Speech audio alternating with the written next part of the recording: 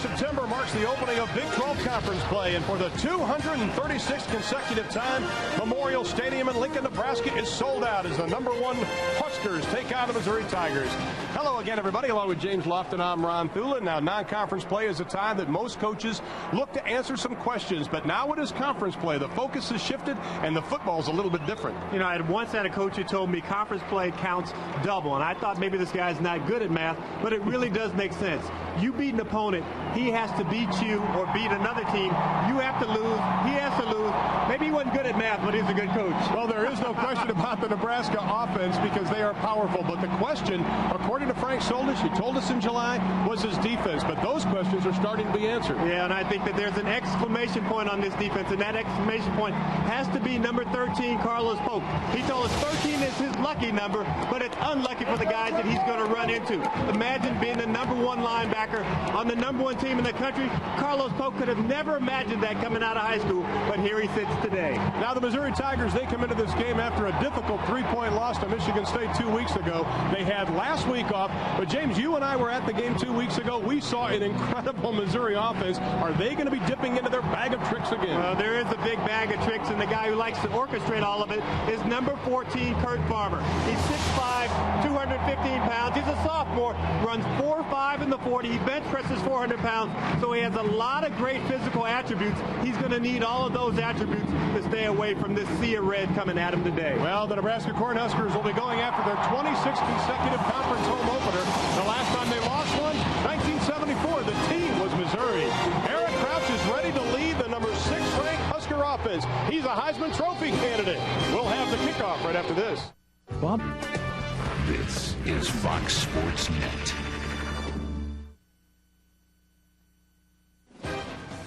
Ticket in town is a game at Memorial Stadium in Lincoln, Nebraska. In fact, when there is a game here, it becomes the 3rd largest city in Nebraska. He needs tickets, but one person who doesn't is Eric Clemens, who will be the 3rd member of our broadcast team. And Eric, the IBAC situation in Nebraska is awfully good. Awfully good, Ron Thulin. It's no secret. Anytime you play Nebraska, they're going to come at you with that power run attack. Ranks #1 in the nation right now, averaging 370 yards a game, and they do it with 2 big, powerful I-backs. Dan Alexander, their leading rusher, averages 7.7 a carry. Correll Buckhalter, his backup, averages 6.8 a carry. Their combined 693 total yards, ranked more than the entire Missouri ball club as of to date.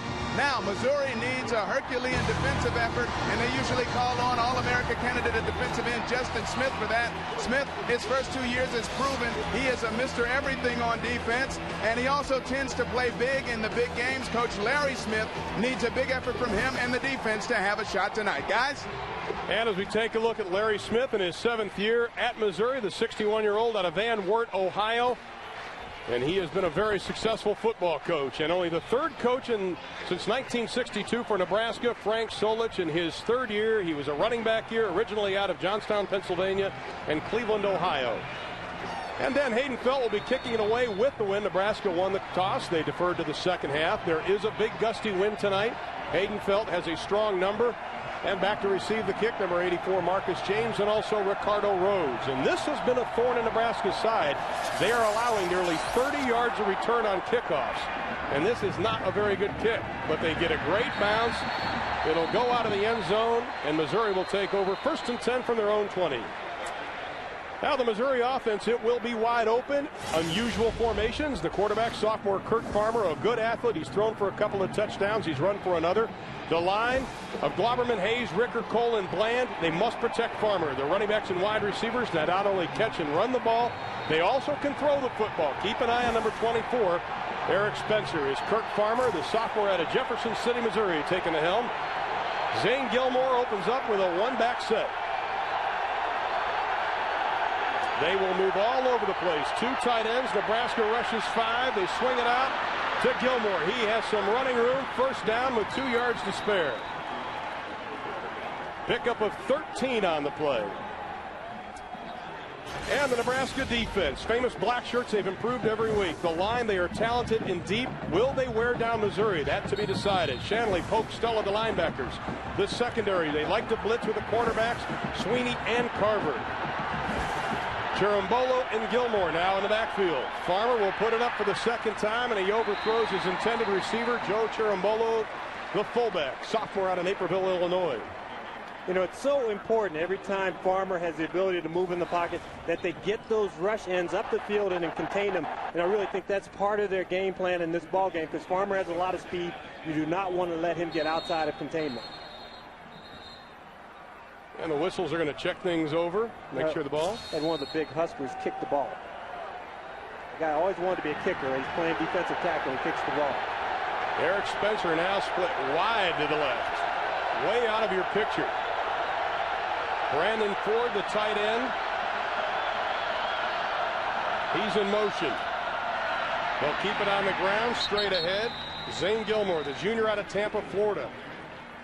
This is something that Missouri needs to do. They need to establish some type of running game. They are 86th in the nation running the football, only 107 yards a game. Now, I'm having a hard time imagining someone being worse at running the football. They're only averaging 2.8 yards per carry as a team. Some of that are quarterback sacks. So some of the guys have run the ball halfway decently. Zane Gilmore at 3.5, but they're not a great running team.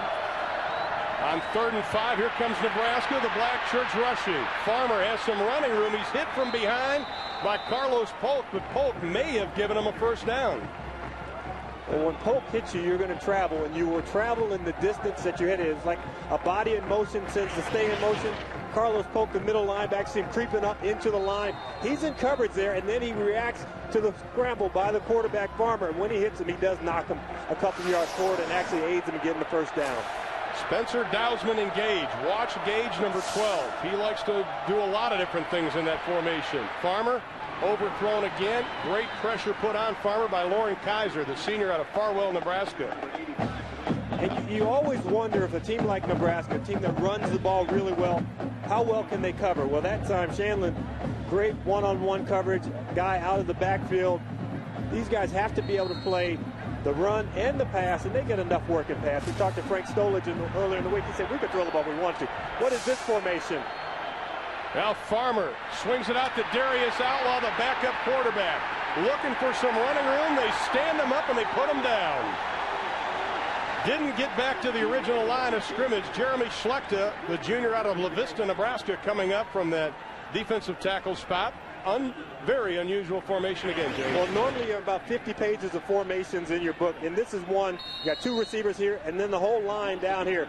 And you see the line is actually just a moving pocket. You get it to the backup quarterback, Outlaw, and he's going to throw, but then he doesn't like what he sees down the field. Pretty smart assessment by Mr. Outlaw. Gilmore the lone setback. Spencer wide to the left. Gilmore goes in motion. Farmer sees the pressure. Dumps it off right into the middle to Dwayne Blakely, the big tight end, and it's another Missouri first down.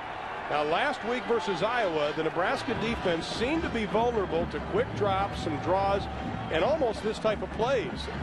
And they've had some problems in the first quarter defensively. Yeah, Missouri's doing a great job in mixing up. Bill Cubit, the offensive coordinator, really using a lot of things early, and you have to continue to do that during the course of the ballgame when you're a little bit outmatched. Not a lot, but a little bit outmatched. Well, we saw them against Michigan State 2 weeks ago here on Fox Sports Net, and they were able to move the ball in the first quarter. Nebraska rushing 6. They try to run the out, and it is incomplete, intended for John Dousman, the senior out of Knob Noster, Missouri. Keogh Craver on the coverage. And when you talk to the Nebraska staff, Keogh Craver, they just can't say enough good things about this guy. Here's a guy who was a running back in high school. In his senior year, he gained over 3,000 yards running the football, averaged 11.2 per carry. And there's Craig Bowl, the defensive coordinator, who was a backup guy when he was here, so he knows what it's like to wear this red jersey. Replaced Charlie McBride, 23 years as coach here, 18 years as defensive coordinator, as Zane Gilmore stacked up by the black shirts. And already we get a little tussling going on. Kyle Vanden Bosch on the tackle. Randy Stella getting into it with Missouri. There's no love lost between these two teams. Don't get it wrong. 2 of the last 3 years, this game has been decided on the last play. It's been decided by 7 points. you see that Missouri's not huddling, and for Nebraska, that's not a problem because they say we don't huddle up defensively. Right. Our guys just spread out. We communicate with hand signals and numbers. On 3rd and 8, Farmer looking to put it up. Pass is deflected, knocked away. Chris Kelsey, the sophomore out of Auburn, Nebraska, coming from that defensive end spot to swat the pigskin down. And if you're the right tackle, you've got to get this guy's hands down, get him on the ground. It's a quick slip screen where the back slips out of the backfield, and you're just trying to get the ball away from the coverage, but you cannot let those guys come out unobstructed and hit your quarterback and get their hands up in his face. Joe Walker and Bobby Newcomb set to return the kick. Jared Gilpin, net average of just about 35 yards a punt. He is kicking into a stiff breeze. High snap, gets it away. Pretty good rush by Stella. And that will sail into the end zone. Now that's going to be marked down. Yeah. At the 2. Great job by Gilpin. You don't see the coffin corner kick anymore. That's almost a lost art. Well, the Nebraska offense, the #1 rush offense, #6 offense in the NCAA, and last year's Big 12 co-offensive player of the year, quarterback Eric Crouch, led the team in rushing last year. The line averages over 300 pounds, all 5 double-digit pancake blocks the first 2 games. Running backs and wide receivers, experienced and explosive. I-back Dan Alexander has rushed for more yards, as Eric mentioned, than the entire Missouri team. Frank Solich, like Tom Osborne, his predecessor, who did it for 31 years, calls the offensive plays. Alexander and Miller, I formation. Alexander sneaking out of the end zone, may have picked up a yard on the play before Jamonte Robinson stopped him.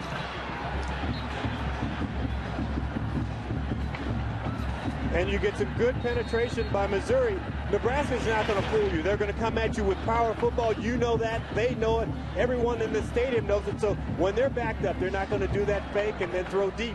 They're going to come at you. And if they're going to do that, you just fire off. You get in those gaps and you try and get some penetration. There's Jamonte Robinson, the leading tackle. Bobby Newcomb split wide to the left. On 2nd and 9, Alexander maybe loses a yard on the play. Again, it was Jamonte Robinson. Now let's introduce you to that Missouri defense. They held Michigan State to their lowest output in 3 years. The line, McCamey, McNucci, Harden, and Smith. They must get to Nebraska. The linebackers not very big. Robinson is their leading tackle. And the secondary, starting H-back Julian Jones is out with an injured hand. The secondary may be vulnerable in this game. None of those guys are smiling. None of them. You like seeing that, though. They're serious. Guys. Matt Davison wide to the right. I formation, 3rd and 11. Crouch's first pass, he pump fakes, lets it fly. Davison, incomplete. Great catch by the senior out of Tecumseh, Nebraska. But Larry Hollenquist right on the coverage, the senior out of Pasadena, Texas. Who's starting in place of Jones. Hollenquist does a nice job in squeezing the receiver toward the sideline. And you can see right there, the feet, Matt Davison comes down out of bounds, both feet out of bounds. Nice play by Hollenquist in squeezing the receiver toward the boundary. And Eric Crouch goes to the sideline and just has to talk about it. Hayden Felton was standing right on his end line. And if he touches that back end line, we have 2 points for Missouri. Once again, special teams have been a problem for Nebraska this year. We saw what Notre Dame did. Here comes the rush. Hayden Felton, end over end. Spencer from his own 48. Gets up to the 40-yard line, and that is where he is going to be dropped. And we have a flag on the play, and it is at the 3-yard line. Jamie Burrow on the stop for Nebraska. And our referee today, Steve Juszczyk out of Denver, Colorado, talking to linesman Don Capel. Illegal formation on the kicking team. Well, half the distance would be what? 4 inches from the goal line? Yeah, but you've got decent field position at the 40. You don't want to re-kick.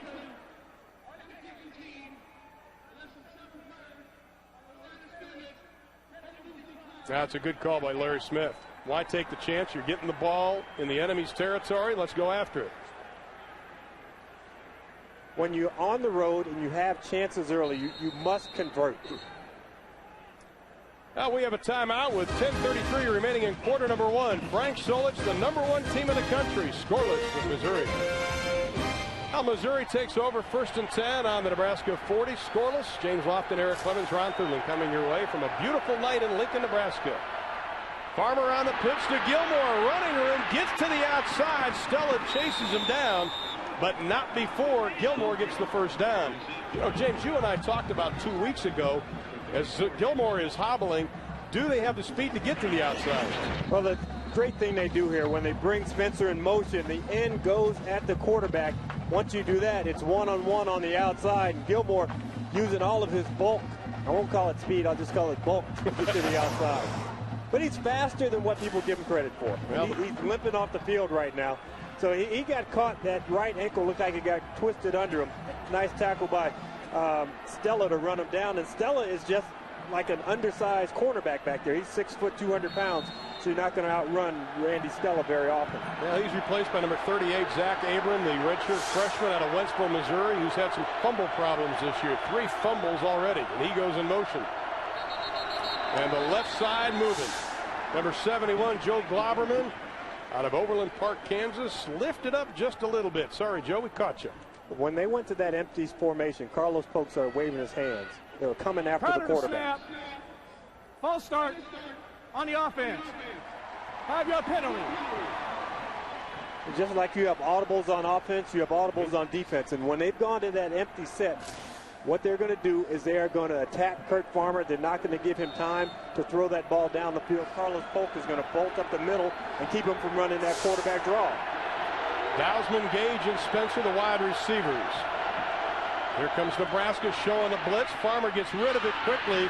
Pass is complete to Blakely. Fights his way back to the original line of scrimmage. Pickup of 5 on the play.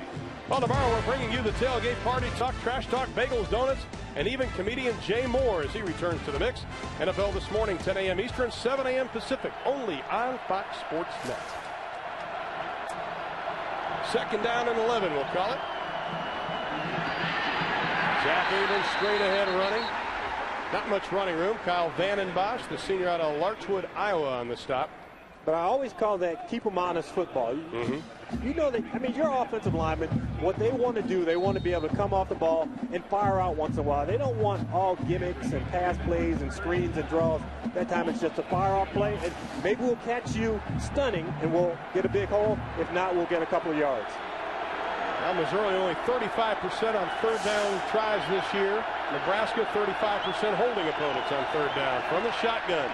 They bring 7. Farmer looking for the end zone to Gage. He's caught the football.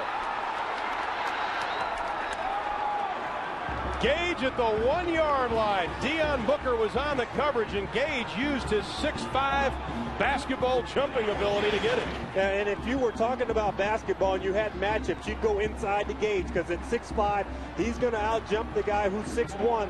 And the one thing about wide receivers, when they get position, they can see that ball. They have a big advantage over the defender. Abrams fumbled the football. Penalty flag is thrown. The ball is loose. I think Nebraska's got it. But there is a penalty flag. Offsides against the Cornhuskers. Oh, that will hurt. Deion Booker comes up with it. Now, we talked about Zach Abram. 3 fumbles this year. Let's sort this thing out.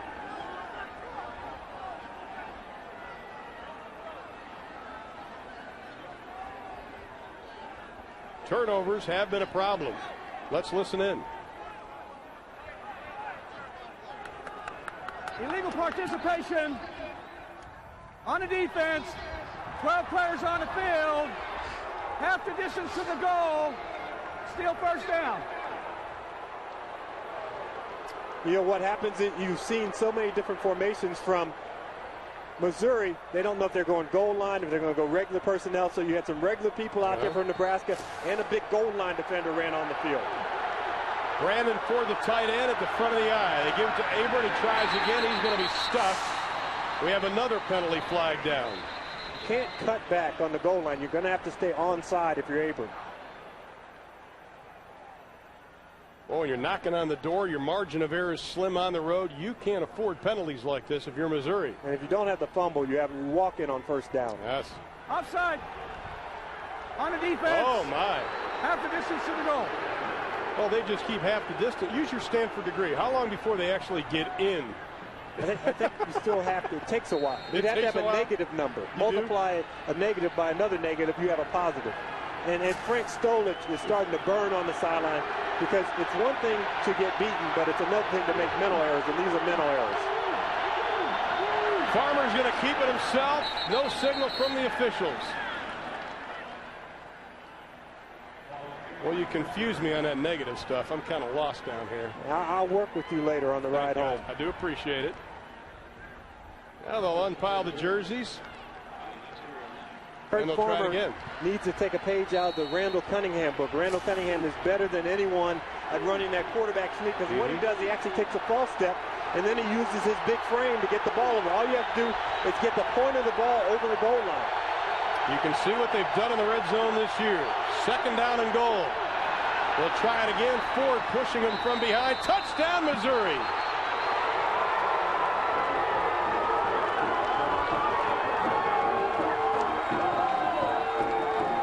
Well, you didn't need a whole lot, so you didn't need a whole lot of front leverage.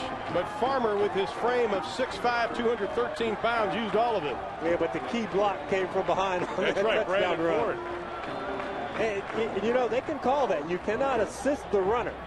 You know, if a runner's stumbling, it's kind of like that old marathon when they picked up the guy in the Model T Ford and drove him toward the finish line. You can't do that in football. You can't help a runner.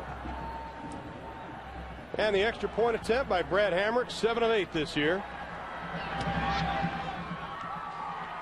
It is good, but it was all set up with a pass from Kurt Farmer to Justin Gage, who got him down near the goal line, and Missouri leads the Huskers by 7. Lincoln, Nebraska, hoping to snap a 21-game losing streak to the Nebraska Cornhuskers. The last time they beat Nebraska, November of 1978. James was at Stanford. Jimmy Carter was president, and I had hair. You had a lot of hair. I had a lot of hair. My wife said I was a geek. Bobby Newcomb and Joe Walker set to receive the kick. Nebraska last year allowed just 12 first-quarter points all year. This year, it is already 20. Was Kellen Winslow a member of that team? Is it that long ago? It might have been. He's pretty old, isn't he? Brad Hamrick set to kick it away from Mizzou. Short kick at the 32-yard line up to the 35-yard line. Nebraska with good field position. Let's send it to our College Football Saturday studios for a Dr. Pepper game break with Kevin Frazier. Kevin? Guys, Penn State winless in the Big Ten so far this season, but today. And it has been a tough week, Kevin, and James, as you know, for the Penn State. One of their players paralyzed and had a big kind of devotional yesterday for him, so it's been a tough week. Congratulations to Coach Joe. Newcomb in motion for Nebraska. Their second offensive possession. Crouch drops it on the ground, and Nebraska covers it up. Dominic Raiola, the big center out of Honolulu, Hawaii, grabs the ball. Nebraska, of course, last year led the NCAA in fumbles with 49. And look at the penetration. You see the hand on the ball. Pat Mengucci just gets through. No one unblocked. You unblock the guy over the center, you're going to have problems when you're trying to run that option. Wilson Thomas, Bobby Newcomb, the wide receivers. Davison goes wide to the right. Nebraska looking a little out of sync here in the early going. Couch finds some running room. This is where he is dangerous. Maybe gets back to the line of scrimmage before Jamonte Robinson and Sean Doyle wrap him up. Of course, they've fallen behind this year a couple times early on. Yeah, but that last play was a design quarterback draw. They spread people out. They used Eric Crouch's running ability. But you know what? Missouri has fast linebackers, and that's one of the bonuses that this ball club has coming into this ball game, their speed at linebacker. 3rd down and 12. Nebraska 50% on 3rd down conversions. That is excellent. We've got a whistle and a timeout is being called. Eric Crouch doesn't like what he sees. And with that, we'll step aside. Frank Solich's squad trails by 7. We are in the first quarter in Lincoln. The Plains of Nebraska, an absolutely perfect evening for football. A sold-out Memorial Stadium, Tom Osborne Field. Temperatures, game time in the low 80s. And right now, Missouri leading the number 1 Huskers 7-0 with 6:29 left in quarter number 1. Crouch will put it up again. Goes over the middle. Pass is complete to Bobby Newcomb. First down, Nebraska. David Monroe on the coverage, the junior out of Miami, Florida, but Crouch had time to find the receiver. You know what you would think after last week when they watched Air Crouch throwing the football that they would cover guys a little tighter, but this is a great throw. Bobby Newcomb makes a fantastic reception. Newcomb almost a forgotten member in this offense, but a very reluctant guy to talk about his situation. You know, move from the premier spot at quarterback out to wingback, never complains, just does his job. The coaches love him. Already graduated from Nebraska, taking some graduate courses now. First down, the famous option. Crouch tries to split the defense, picks up 2, maybe 3 on the play. One thing Nebraska does, and I think we saw it in the Notre Dame game, a lot of their drives are 8 or 9 plays, but they use up a lot of time, and the big offensive line just keeps beating on you and beating on you and beating on you, and all of a sudden, Crouch or Alexander will break a play. And they love to come downhill. This is physical power football. Frank Solich talks about it. He says everything that we do is based on power. Our play action game, our passing game, we fake it to line, and we want big plays when we throw the football. We don't want to just dink and dunk. We want to really pierce the defense. A little strategy session going on, and I think Missouri is going to whistle for a timeout. As Nebraska looking at a 2nd down and 7, Missouri wants to talk things over.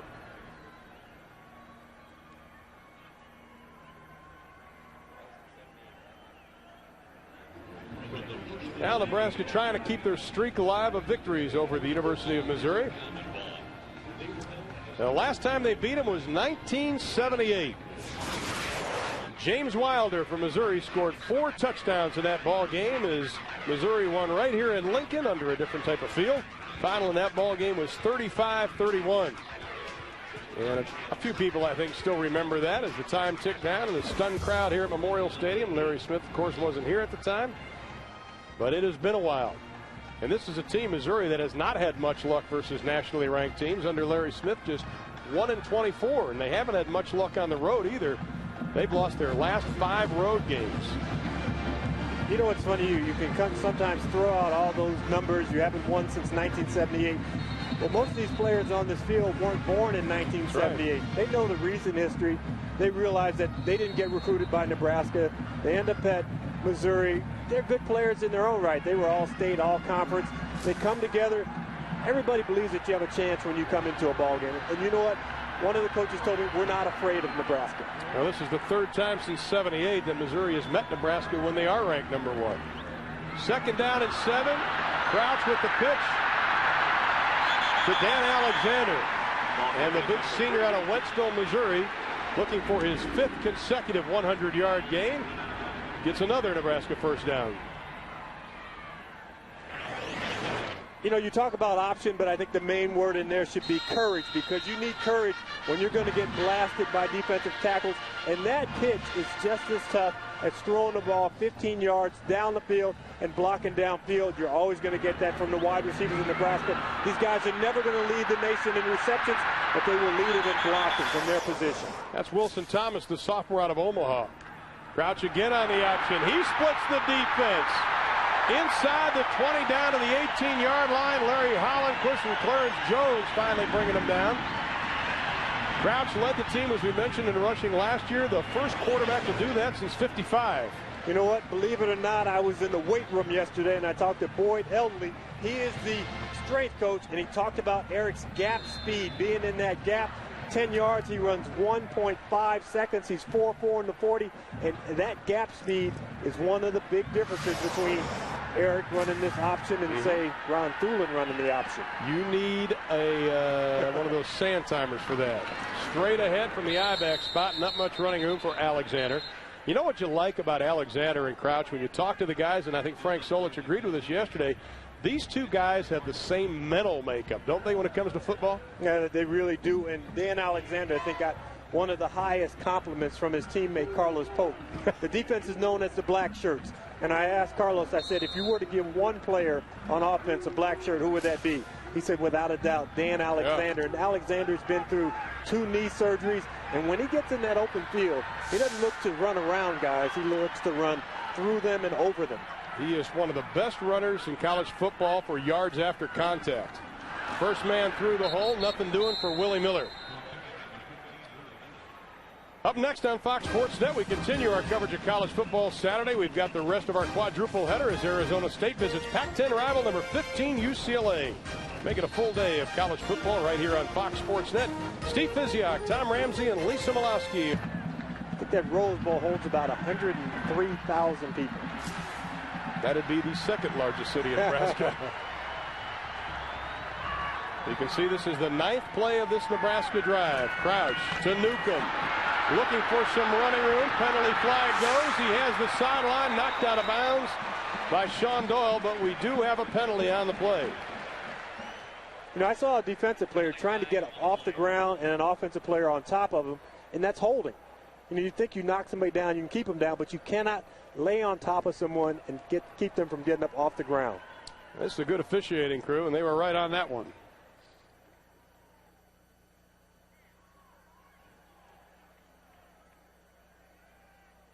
And that'll push the Huskers back. Bobby Newcomb's run goes for naught.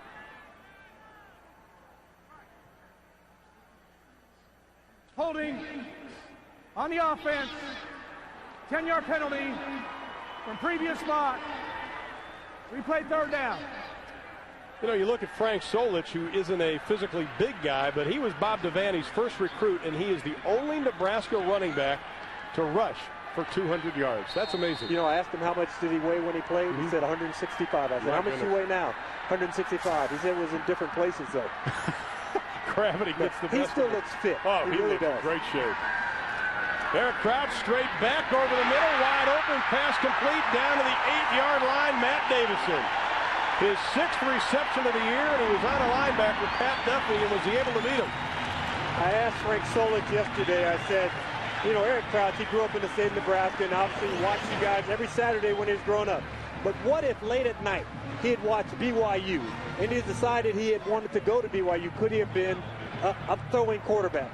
Solich said, without a doubt, this guy is talented. But you know what? I'm glad he's on my side running my option. But when you watch him drop back in the pocket and throw the football, I think he throws as well as any other quarterback around the country. And when you think about the top quarterbacks, you talk about Vic, some of the other guys, Drew Brees, he throws the ball just as well as those guys, but he's asked to run the option. And there you see the first down.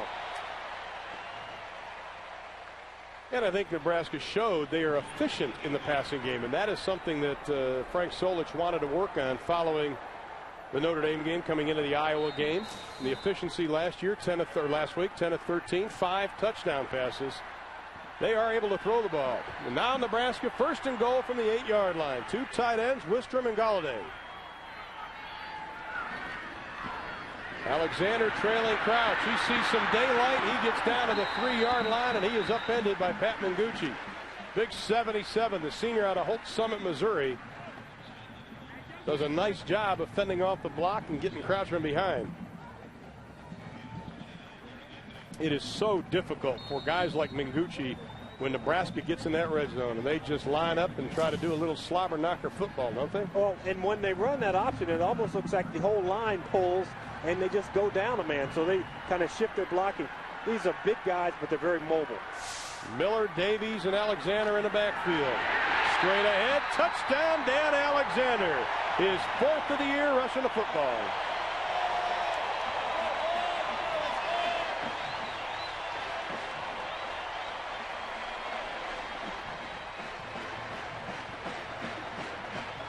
What defensive back in his right mind would try and stop Dan Alexander one-on-one in the gap on the goal line? I don't know why you'd want to. It's 6 foot, 245 pounds. He's a battering ram. Josh Brown out of Foyle, Oklahoma, just a sophomore. Dan Hayden felt the holder for the extra point. Brown has now hit 55 consecutive point after 16 for 16 this year. But the Nebraska offense comes alive, and they tie Missouri at 7 with 2:06 to play in the first. The wind, put a stamp on that, and they're mailing.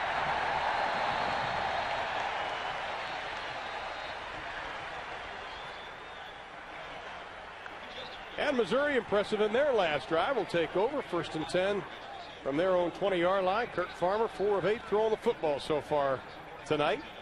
There you see offensive coordinator Bill Cubitt right in the huddle. Well, we've got our famous yellow first down line, and Verizon presents First and 10 all season long on Fox Sports Net College Football Saturday. Verizon, making the world of communications a whole lot simpler. And it makes it simpler to see where first down is. Well, let's see if Nebraska makes any adjustments. Cherambolo and Gilmore in the backfield. Gilmore's ankle apparently okay. Play action. Farmer's going to tuck it to the 25, to the 30, to the 34-yard line. Carlos Polk on the stop. Eric Clemens, that last Missouri drive was not only successful, but it was impressive. Absolutely impressive, and they worked with also the Missouri basketball player Justin Gage on that kind of alley-oop play into the corner all week long, and practice paid off. Gage doesn't have a lot of football skills for wide receiver yet, but he's a basketballer who can jump, and it paid off there, guys, resulting in a touchdown. Now, Nebraska, we have an injury update. Lauren Kaiser, the defensive tackle, has a sore left foot. He's been taken in for an x-ray. We'll update you on his condition when it becomes available. First and 10 for Missouri. Straight ahead from the eye, and Nebraska stacking up Gilmore. No place to go for the junior from Tampa, Florida. Carlos Polk shows up yesterday to talk to us, and what a great young man. Shows up in battle fatigue pants. Great sense of humor. And he is really, I'd have to say, the spiritual leader of this black shirt defense. You know what? You laughed at everything he said because you were afraid of him. You got that right. He's big. I asked him, did he weigh 255? He said, no, 260. Well, he hurt all of our hands when he shook them. He's a thick man. No gain on the play. Second and 10. This time they'll try the right side. A little bit of running room. Zach Abram able to hold on to the football. Makes his way up to the 40-yard line. Pickup of about 6 on the play.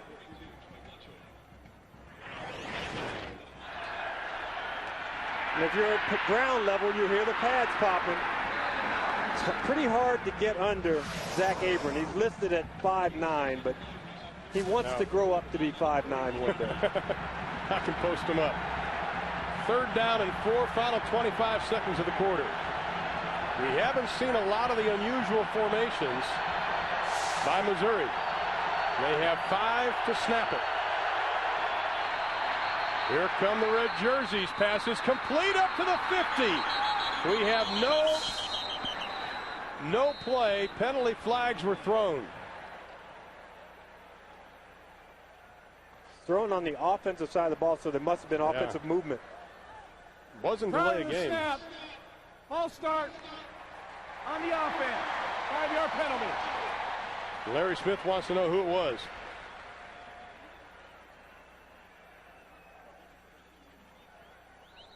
I didn't see movement along the line of scrimmage, but sometimes someone in the backfield, see the quarterback, you don't see anything there. He just lifts his leg because of the crowd noise. He's telling the quarterback, I'm ready and I'm awaiting the snap. And it is loud down on the field. Now, so instead of third down and 4, it's 3rd and 9. No, that was the first down. Great pass. Yep. Justin Gage comes through, catches that ball in his hands. He must have heard Eric Clemens dissing his receiving skills. Talked to E after the game.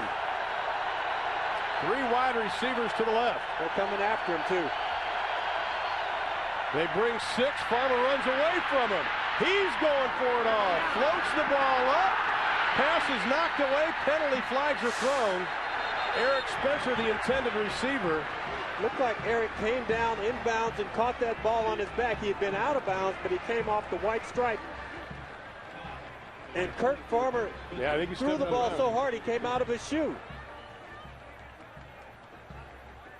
He blew a tire out there? Just came out of it. Trying to squeeze it back on, but that ball was caught. It had to be some type of interference. It could have been pushing on both sides. I tell you, Spencer had a nice little shove first.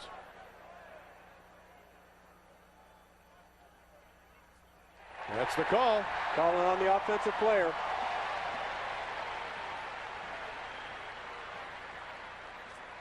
Farmer rolls away from the pocket, and he's moving, and on this field turf, which is not real grass, but looks like grass, feels like grass, just doesn't smell like grass, and you see that shoe come off and see him heave ho. You see the feet get tangled up. I didn't see the pushing before that, but if it's feet on feet, that's not pass interference. Well, Bill Cubitt doesn't like it. Larry Smith on the sideline doesn't like it. Sam Pittman, their offensive line coach, on the sideline. Here's Bill Cubitt, offensive coordinator. He is a fiery man. Excellent to talk to. Was at Western Michigan. His offenses were potent. There's Sam Pittman on your right, the offensive line coach. And Bill Cubitt came up in our broadcast booth before the game. He said, "I want your job." I said, "Well, if you send me down there, let me call all the plays." He said, "Nah, I think I'll stay where I am for this ball game." He does a nice job and a great job by Kurt Farmer in getting out of the pocket, feeling the pressure, and getting something on that deep throw. Well, the clock ran out. There's all 3 zeros up on the clock, and the officials haven't seen it. Well, no, they've got a clock on the field. You can't handle a quarter on a penalty, yeah. We had 2 penalties back-to-back in this series that have just killed Missouri. So it's 3rd down and 24. Missouri in problems. Here comes Nebraska's blitz. Farmer keeps it. Up to the 30. Got a face mask there on Farmer. To the 34-yard line. No penalty flag was thrown. Troy Watchern and Keo Craver on the stop, and he gets back to the original line of scrimmage, and Carlos Polk is down. The senior out of Rockford, Illinois. He's a preseason All-American. He is down, and we'll update his condition, but that's the end of the first 15 minutes in Lincoln, and the #1 team in the country is tied with Missouri at 7.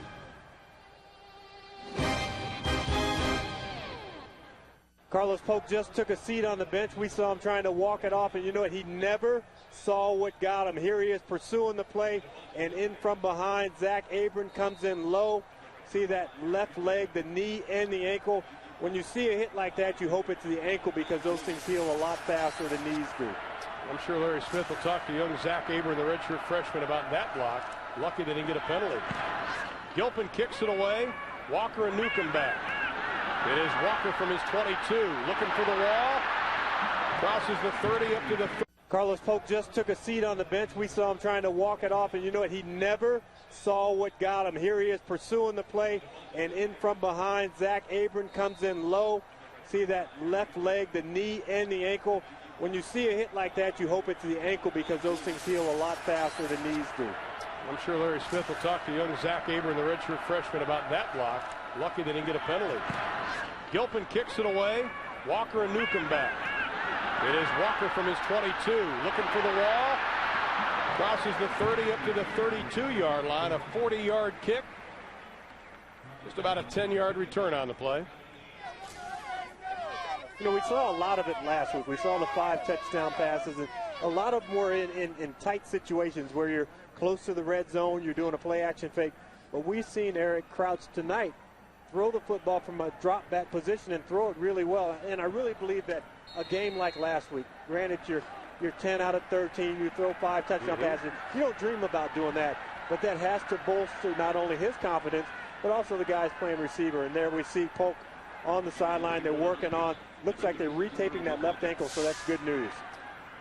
Tracy Wistrom goes in motion. Correll Buckalder, the new I-back, and he gets the call, trying the right side, and he picks up 3 on the play.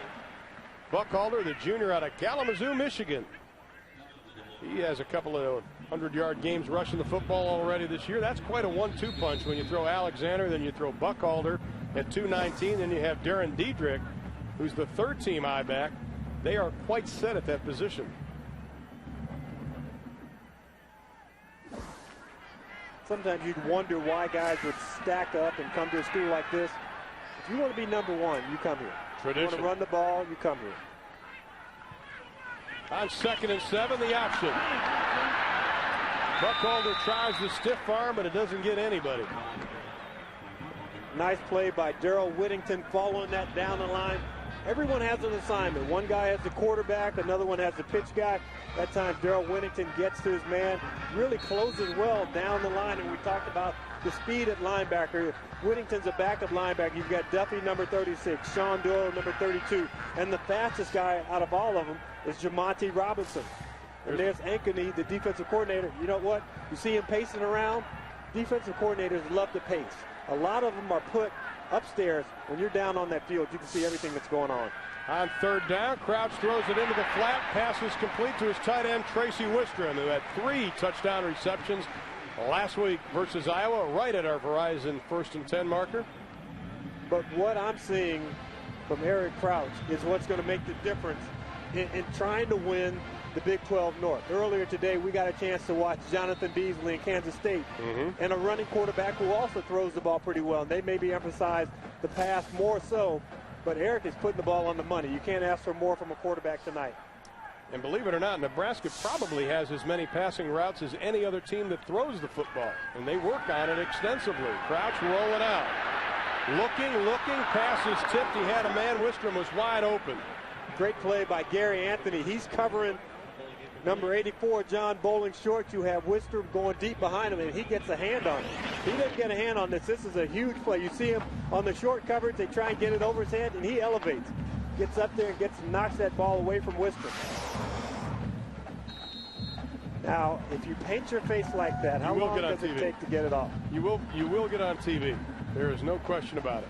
What are his parents thinking now? I paid what for this? A lot of tuition money. Second down and 10.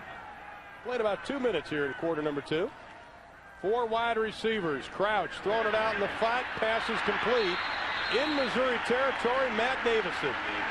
His second reception of the evening. And there have been players that have gone down. Eric Clemens, how about an injury update? Couple of defenders for Nebraska go out with left foot problems. Carlos Polk simply twisted his left ankle after that bad hit he took. Of course, he's going to be taped up. Mr. Army fatigue will try to play again. Lauren Kaiser has a sprained arch. His return is questionable, guys. Thank you, Eric. You sprain your arch, you're going to be out for a couple of weeks. That thing blows up like a balloon. You cut that tape off, and then you have to pack it with ice and re-tape it again just to try and keep the swelling down. First and 10. Ball on the 46-yard line. 2 wide receivers to the left, 1 to the right. Crouch runs the option to the short side, and he's going to be stacked up after a pickup of 4 on the play. Cedric Hardin, the sophomore out of Humboldt, Texas, along with David Monroe on the stop. One thing you look at Eric Crouch as compared to last year, and I think people forget, Eric Crouch was not the starting quarterback last year. And to see the numbers that he had, 16 rushing touchdowns, most by any Division I quarterback, the rushing he had, impressive year. But this year, he's put on 10 to 15 pounds to sort of absorb that punishment he took last season. And I really believe he feels like this is now his team. Absolutely. I think he feels more comfortable in the role. Crouch fakes the option, steps up in the pocket. Stacked up right at the 40-yard line.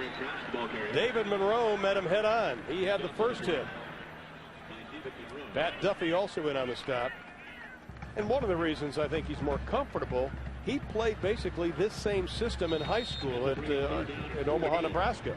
Millard North, they 12-1, and you look at his numbers coming out of high school, and he ran for about 1,900 yards and passed for 600. And that's really what they're doing here. It's really 3-1, where this guy's really running the football. And I'm pretty sure he didn't have to pitch to anybody when he was in high school. He could just outrun everyone. I think he could. 3rd down and 3 from the 39.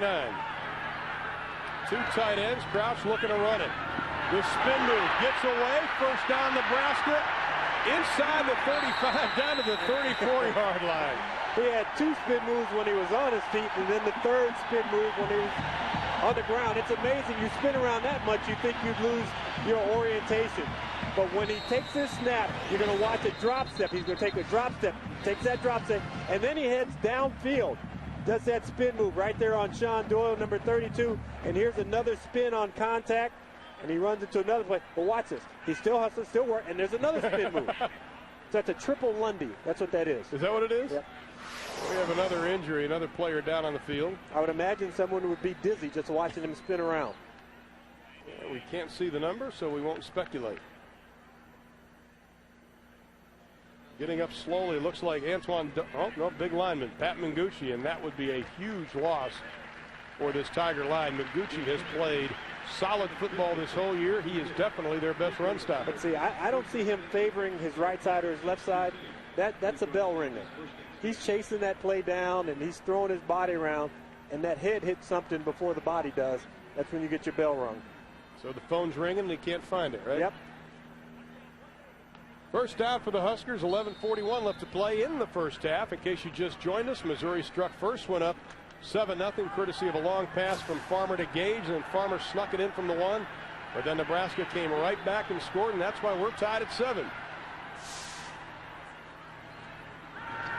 Crouch looking. Goes to the other side of the field. The pass is complete. Buckhalter has a lot of running room. Touchdown, Nebraska.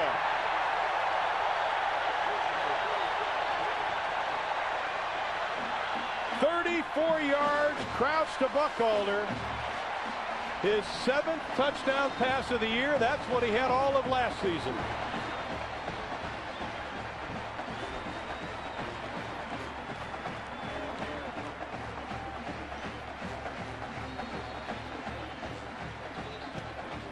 And Josh Brown on for the extra point.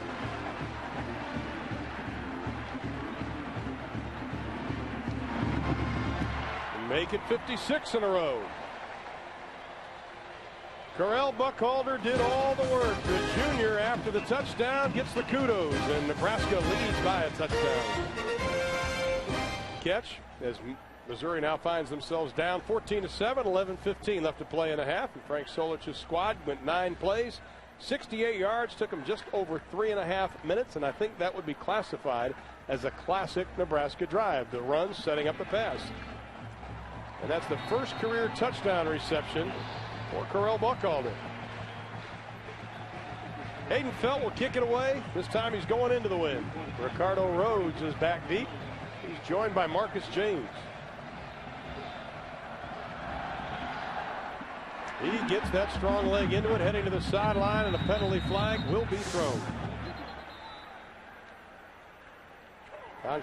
Don Caprell right on the penalty flag. Let's take a look at that touchdown again, James. Yeah, and it's set up by being able to run fake. You run fake this side. Look at all the players over here. That ball is thrown back to the left, and it is almost, well, I'd say smooth sailing. If you're a running back, you don't mind getting hit around the 5-yard line because you know that you can bull your way into the end zone. And look at this convoy. That's about 1,000 pounds of beef out in front of Buckhalter. You know, how much corn could these guys actually carry? And see, there's even one lineman who takes himself out because linemen, when they run about 30 yards, they just kind of blow a tire. It looked like the ball actually hit about 6 inches shy of the goal line. He kind of bounced across. Missouri with a football. They have been able to move the ball. They have 121 yards offense here in the first half. And they'll keep it on the ground. Zach Abram crosses the 40. Nice running by the redshirt freshman. He averages just about 2.5 yards a carry this year. Now this Thursday, it's a special edition of College Football Saturday on Fox Sports Net. Fresno State travels to Houston to take on the Owls of Rice in a WAC showdown. Start a full week of college football action this Thursday with a special edition of College Football Saturday on Fox Sports Net, 7 p.m. Eastern, 4 Pacific. Let me see if I got that right. I know. A special Saturday game on Thursday night. On Thursday, right. Okay. And we'll have the replay for you Friday. Kind of give you that Sydney feel. Now it's a first down for Missouri. Straight ahead running by Zach Abram. Here's a young man when he runs the football, and we mentioned the fumble problems. He had one tonight. Luckily, got called back. He's so big with his arms, he looks as though he's running with almost his elbows out, James. You know, I wonder if his arms aren't long enough to hold the football in because this is not a long body. And on his left arm, he has a big play sheet, and that thing is made of plastic on the outside. And it's not the most comfortable thing, but when you're a young ball player, a redshirt freshman, you've got to wear that because you don't know this offense yet. From the shotgun, 1st and 10, Missouri moving the ball again. Farmer pressure, look out behind. Penalty flag is thrown right into the pile. Jamie Burrow with his first sack. You know, we've seen one really odd formation by Missouri. That was in the first drive. We haven't seen anything since then as the proverbial holding call on a scramble. I'm kind of surprised because Larry Smith alluded to us when we met with him that he'd be dipping into the bag of tricks. But are they just biding their time and setting Nebraska up? You've seen a good job in play selection and misdirection from the Missouri side. Bill Cuban said they wanted to keep the formation tight. Holding. Offense. 10-yard penalty. In order to get Nebraska to commit, they usually go in that spread formation about 50% of the time. See, that's confidence by your defensive staff. Because you really believe, Craig Bowl does, that 1st and 20 is better than 2nd and 12. Believe that you can get these guys in a hole and keep them in a hole. Oh, you have to mention that Missouri, without the services of Travis Garvin, one of their wide receivers, he was dismissed from the team. earlier this week. We wish him well. But they've got the players to step up. 3 wide receivers on 1st and 20. Farmer plenty of time. Throws behind his intended receiver. Incomplete. Justin Gage could not come up with it. But boy, was he open. Yeah, but that is textbook pass protection. Pocket 101. You kick those rush ends to the outside. You even make the tackles go to the outside. Look at the butts of the linemen clear that alleyway out for the quarterback. He can just step right up and throw the ball right down the middle. Catchable ball, you think? No, it's not a catchable ball, and he's got to make that throw. He's got to see it a little earlier. That guy's crossing the middle. He's got to see that play before he gets out of the huddle. He's got to envision it. He knows the coverage when he's standing there under the center. He's got to believe it's going to be there early and anticipate. 2nd down and 20. Pass is knocked down. Mark Vedral, the junior out of Gregory, South Dakota, who just got reinstated to the team after some legal problems. When you're covering one-on-one on the outside and you have guys, is that a big giant hot dog? That is a Der Wiener Schlinger. That's a big giant hot dog. So he's shooting hot dogs up into the stands. Yeah, people sit there with their mouth open and they catch them. Is that what's going on here? I think he shot a couple in his own mouth a couple times. But when you're covering downfield one-on-one and those backs stay in, Vedral does a nice job. He says, okay, my man is staying in the block, but I don't want to rush because I have to cover him. And if I rush, he's going to leave. I'll get in the passing lane and get my hand up. Now that brings up a 3rd down and 20 situation. Missouri 3 of 5 on 3rd downs tonight. 2 wide receivers to the left. Gage in the slot. Farmer has some running room. Vedral closes on him. He gets back to the original line of scrimmage. Had a chance to maybe pick up a few yards. Zach Abram tried to put a block on Vedral. And Farmer looks like he's got a little hitch in his giddy up also. Well, even when he's diving for the ground, the guys are diving and they're kind of raking their body on top of his. But for Missouri right now, that's not a terrible drive. They got the 10 yards back. Now it's key that they get a punt out of bounds, keep these guys from returning, because you got 2 very talented guys back there in Walker and Newcomb. I'll tell you, guys that set records here. Newcomb, career average about 17 a return on punts. Gilpin's punt almost blocked. Walker at the 5, gets a block from Newcomb. Splits the defense, gets up to the 15, a return of 10 on the play after a kick of 48 yards. And with 8:52 left in the first half, we'll step aside with Nebraska leading Missouri 14-7. Of Nebraska as the Huskers leading 14-7, looking for their 10th consecutive home win. 94th meeting between these two teams. 1st and 10 from the 14 for the Huskers. Crouch pitching it back. Alexander hasn't had a whole lot of rushing room. That is his 6th carry. He had 13 yards prior to that little scamper.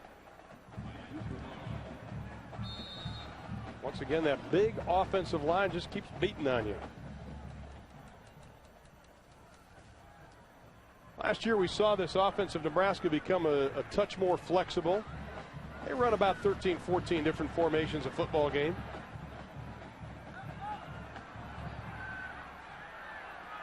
Pickup of 1 on the play, 2nd and 9.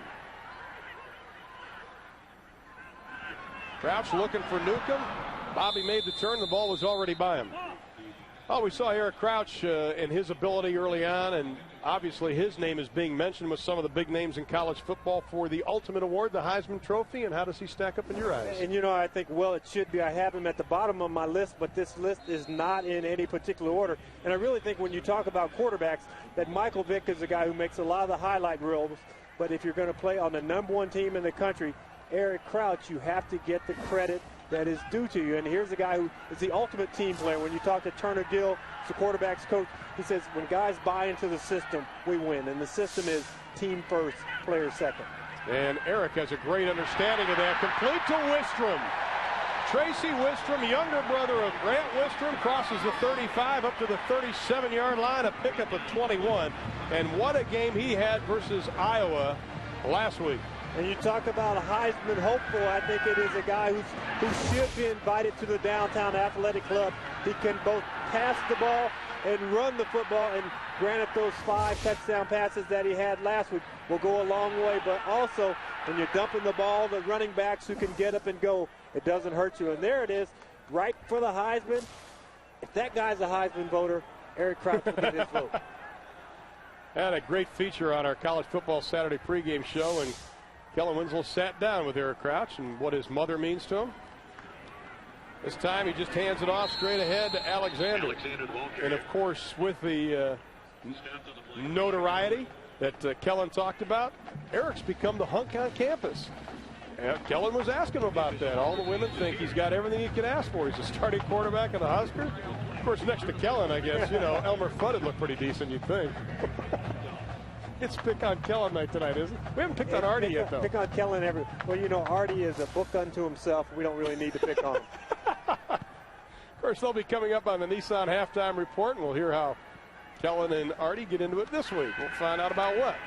Great play action fake. Crouch directing traffic, takes a hit, lets it fly. Oh, it's Larry Hollandquist, the senior out of Pasadena, Texas. Sometimes you can get intoxicated when things go really well, and this time Eric Crouch, instead of running the football, which he should do, because you see the coverage. His guy's covered right there. He wants to throw the ball. Those guys are covered. Now, use your running skills. He's going to try and make something out of nothing, and when you do that, usually you have a big mess to clean up in the kitchen, and this ball almost gets picked off by number 1, Larry Hollandquist. Right through his arms. That sets up a 3rd down and 9 situation. You can see the numbers on Nebraska tonight. Newcomb goes to the left.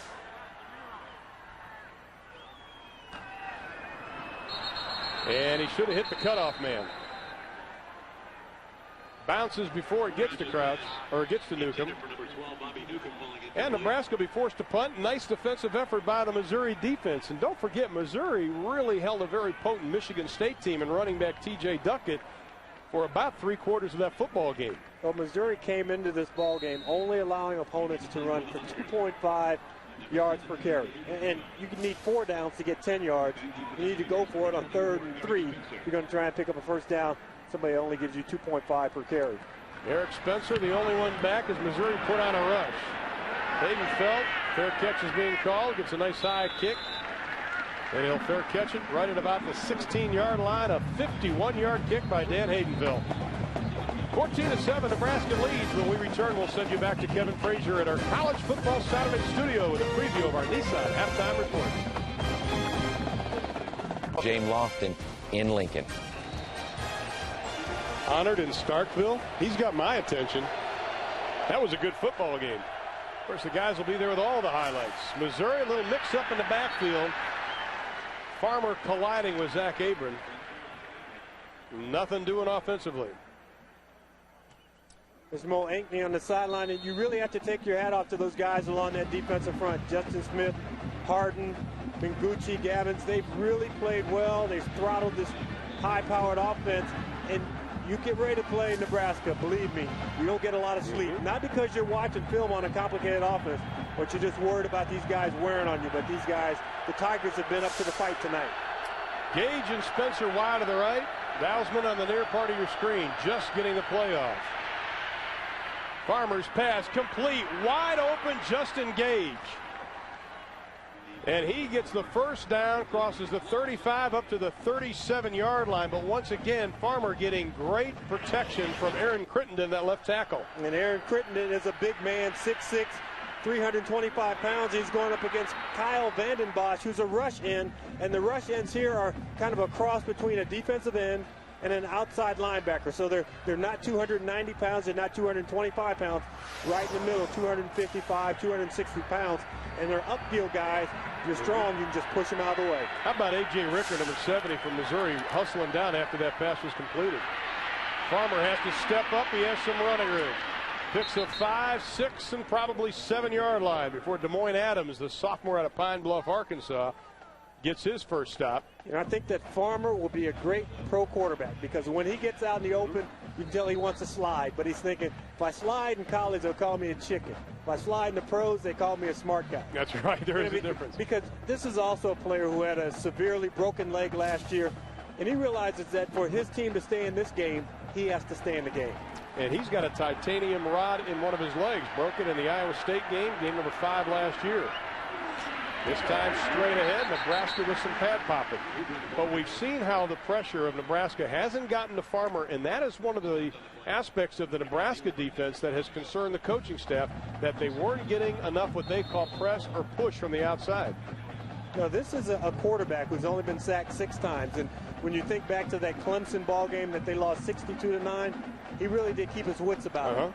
They were after him, coming after him. They had to drop back and throw after they got down early in the ball game, but they really didn't harass him too much. And 2 sacks per game is about the limit. That would be your goal coming into a ball game. Well, this offense thrives on unpredictability. We haven't seen it yet, but I'm sure we will before the evening's over. Here comes Nebraska on the blitz, but the whistles were blowing. And, of course, there is a flag on the play. Delay game. Offense. 5-yard penalty. Repeat 3rd down. Well, that's tough. From 3rd and 3 now to 3rd and 8. And you see Bill Cubitt folding out that sheet of plays, and he's thinking, okay, we had our 3rd and 3 to 5 play. We had a perfect play called. Now you go back and you go in your 3rd and 7 to 12, and you have a whole nother category of plays and personnel that you trying to afflict some changes on the defense. And the defense is going to make changes. They're going to put in an extra defensive back, maybe take out a linebacker and cover you differently. 3rd down and a shade over 8. Here comes Nebraska on the blitz. Farmer steps up, goes deep. The receiver is knocked out of bounds. The receiver was leveled once the ball was in the air. Keyo Craver just leveled John Dousman. The ball was so severely overthrown that they didn't call anything.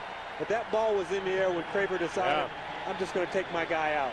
Randy Stella was the penetration on Farmer, and after what looked like an impressive drive by the Tigers, they're going to be forced to kick it away. Farmer's holding up well, and his ability to move in the pocket will cause big plays for them. The guy he's got to look for is Justin Gage, because that's the mismatch they have. They haven't had anyone who can match up one-on-one with Gage. Nebraska, 10 men on the line. They're coming after Gilpin. Newcomb, the only one back for the Huskers.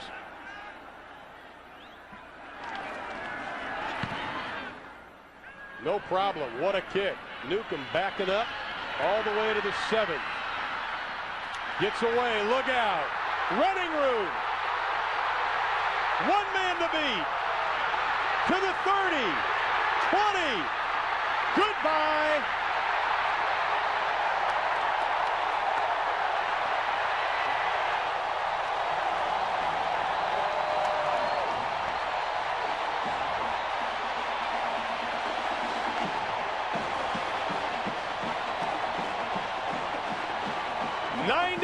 Yards, his 3rd punt return for a touchdown in his career.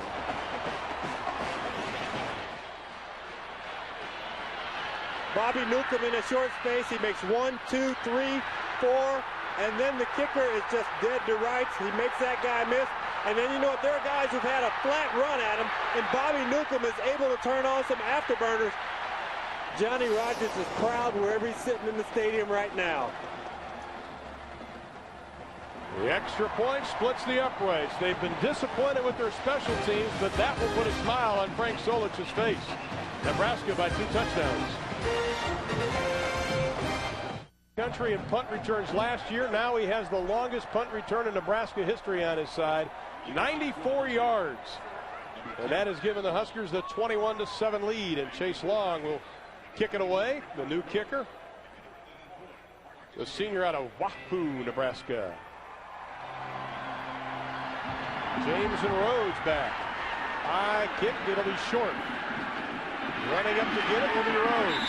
And he will not go anywhere. Punt returns, Bobby Newcomb are synonymous, but so are punt returns and another man. Let's take you back some 29 years. Who can forget this play? Nebraska versus Oklahoma, the game of the century. 1971, Johnny Rodgers clinched the Heisman with this punt return. That helped Nebraska beat Oklahoma 35-31. And OU fans, I know what you're going to say. Joe Wiley was clipped on the play, but it went as a touchdown. Most players in their knees, they have tendons and ligaments. Johnny Rodgers had rubber. He did, He could go any way he wanted to, and those legs would just bounce back. What a great Nebraska team, great OU team. Jack Mildren at quarterback. Right now, Kurt Farmer is the quarterback. Missouri has moved the football. And with 3:26, they desperately need something on the board. Farmer's pass, somehow he got it complete. First down, penalty flag is thrown. Dwayne Blakely, the big tight end, on the reception. Well, this is a full day of college football Saturday here on Fox Sports Net. Here, coaches, along with Sonny Lubick at Colorado State. Jeff Bauer does a marvelous job for the Golden Eagles. 1st and 10 for the Tigers. Again, they go to the tight end, Blakely. And he's going to pick up about 8 on the play. Tomorrow on America's favorite pregame show, he's hard-working, hard-hitting, and right on target. You don't borrow at noon Eastern, 9 a.m. Pacific. 2.5 to play, 2nd and 4. Spencer in motion. Farmer out in the flat, pass is complete to Eric Spencer, and he gets the first down. Tripped up by Erwin Sweeney, the junior out of right here in Lincoln, Nebraska. Nice drive by Kurt Farmer. He's done a lot on this drive. He's used his ability to move around in the pocket. And on the previous play, Mark Vedral just bearing down on their 11 guys on defense, 11 on offense. Can't block all of them. Once in a while, the quarterback just has to stand in there, grit his teeth, and throw that football with the rush coming after him. Can't say enough about the job Farmer's done tonight. 8 of 15, over 100 yards, as long as 25. 3 wide receivers inside of 2 minutes. Pass complete. Gage looking for Pater. No flags. Touchdown, Missouri. I talked about the mismatch. They found it just in Gage.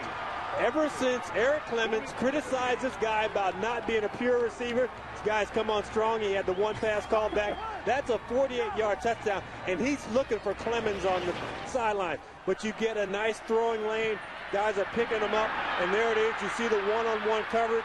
Guy's just diving at his feet. He just cannot stay with this guy. He's a big, tall guy, lanky. He gets off that football, and he starts pulling away from the defensive backs. And he is tough. Last year on the basketball team, he guarded Marcus Fizer of Iowa State, the big power forward now in the NBA, part of the Chicago Bulls. But Fizer had 35 against him. Well, it didn't matter. The extra point by Hamrick is good. Kurt Farmer has showed incredible poise tonight. He has showed a leadership role that everybody expected he would have. This is why he's a starter. But what he did that was really important, this crowd was so energized after that Bobby Newcomb punt return. He took a little wind out of their sails. And, you know, you think about this team. I looked at it, 3:26 to play when they took that ball over, and I'm thinking they just need to get this ball and punt it away. Last year against Iowa State, he severely broke his leg, a titanium rod, and Larry Smith said he is one tough cookie. This football team watched the Denzel Washington movie, which is you're a football fan, if you're any kind of a movie fan, go see that one. That is a good flick. Boy, we live a wild life, don't we? Missouri got exactly what they needed, the touchdown. Walker a couple of yards deep. Stacked up at the 14.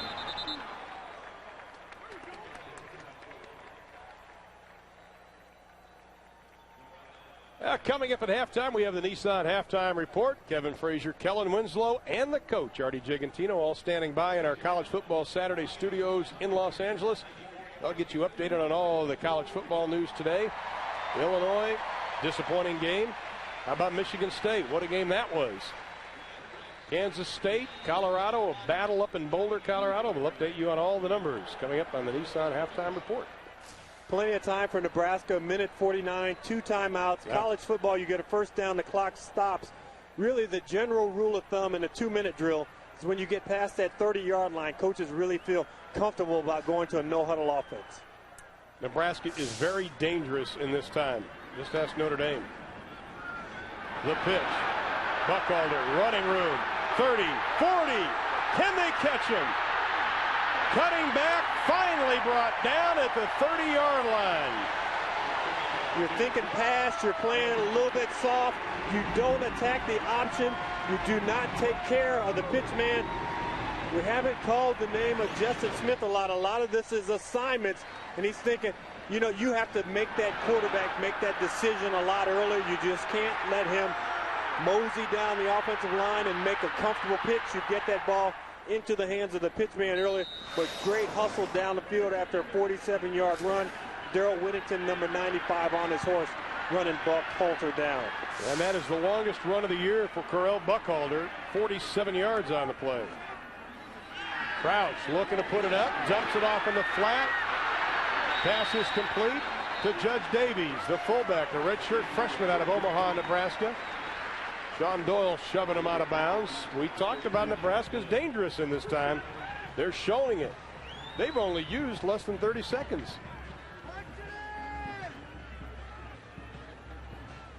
Yeah, this is all new territory, I think, for Frank Solich. He saw what happened last week, and he talked to us, and he said, Eric's a good passer, as good as anyone around the country, and tonight we're seeing evidence of it.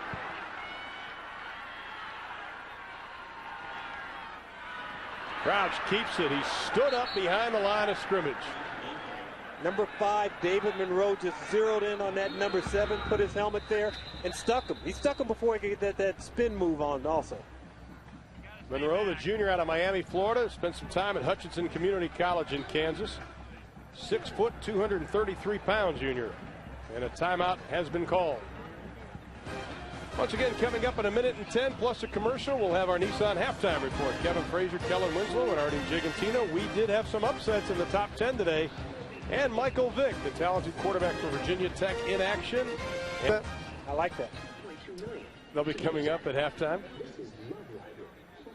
Eric Crouch, the junior out of Omaha. He's rushed for 50 yards the last 8 straight games. Now, he didn't practice on Monday and Tuesday, and to tell you how bad the internet has gone, the rumors of what happened to Eric Crouch were flying all over the place. One report had him breaking a leg, and the news stations here in Omaha and Lincoln believed it.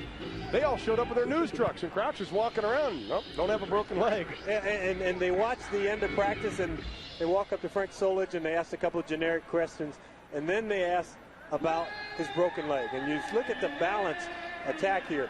122 yards passing, 116 on the ground. And really, a lot of it has come from the good running backs. He's been able to dump the ball out of the backfield. And you talk about explosive plays. You had the 94-yard touchdown return on the punt from Bobby Newcomb. So this is a very explosive offense. And, you're almost seeing a lot of wide receivers think about, I come to Nebraska, I may not catch 70 passes a year, but we're going to win a lot of football games. And there's Turner Gill. When I was up in his office, he talked about players buying into this system, believing that it's team first and getting things done. And talked about a guy who was very successful here, 3-time all Big 8. Just used to be 8 teams up here. I think this could be the best offense since Turner played. He had Irving Fryer, Mike Rozier, Dean Steinkuhler. This could be the best offense since '83. I don't get an argument from Irving Fryer on that one. I'm sure I will. 2 tight ends. Crouch, pass complete, touchdown. John Bowling, the sophomore, with his first touchdown reception. Now it's one thing to drop back in the pocket and to fire a 15-yard pass, but to go through your progressions, because you could see his head kind of going back and forth. He's looking, my first read is covered, my second read is covered, my third read is covered. Here comes the 4th guy coming across the field late. I'm going to zing it to him and get it to him on a line and zoom it in there. Great job by Eric Crouch. That is Bowling, only his 2nd catch in his career. The extra point is good. So it takes Nebraska less than 45 seconds to answer the Missouri Tigers challenge, but they lead 28-14. Less than about 45 seconds, Nebraska adding the touchdown, 28-14 over Missouri. We still have 65 seconds left to be played in the first half. Chase Long kicking it away. Goes into the end zone. Ricardo Rhodes just lets it bounce, and Missouri will have the remaining 105 to try to answer. Let's take a look at that TD again. Talked about Eric Crouch doing his reads in the pocket, and you get a lot of crossing routes, and this is like an after Christmas sale. Everybody's trying to run and get the bargain. See that ball come out almost a sidearm angle. You see it once again in the pocket, and when you see his feet move, his feet are pointing to the right, then they come back to the left. That means that his eyes also move along with his feet. You just don't throw the ball with your arm. You throw with every fiber of your body. So you cannot throw to the left if your big toe on your left foot is pointing right. And talk about big feet. Eric Crouch wears a size 14 shoot. And the coaches give that a lot of credit to his balance and his strength. And this is just a common first half for Eric Crouch. Well, he's got 8 touchdown passes, a career high. He has 11 coming into this year. Pass off on the side. John Dousman makes the reception right at the 25-yard line. Missouri with 2 timeouts. Clock is running. Final 55 seconds. Now Crouch has to go into the quick offense, no huddle offense.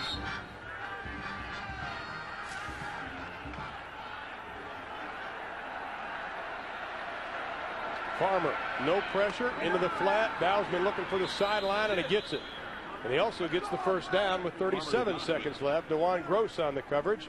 Sophomore out of Garfield Heights, Ohio. Both teams right now, 251 yards total offense. Missouri has run 2 more plays than Nebraska. Actually, Missouri goes up to 265 in the first half.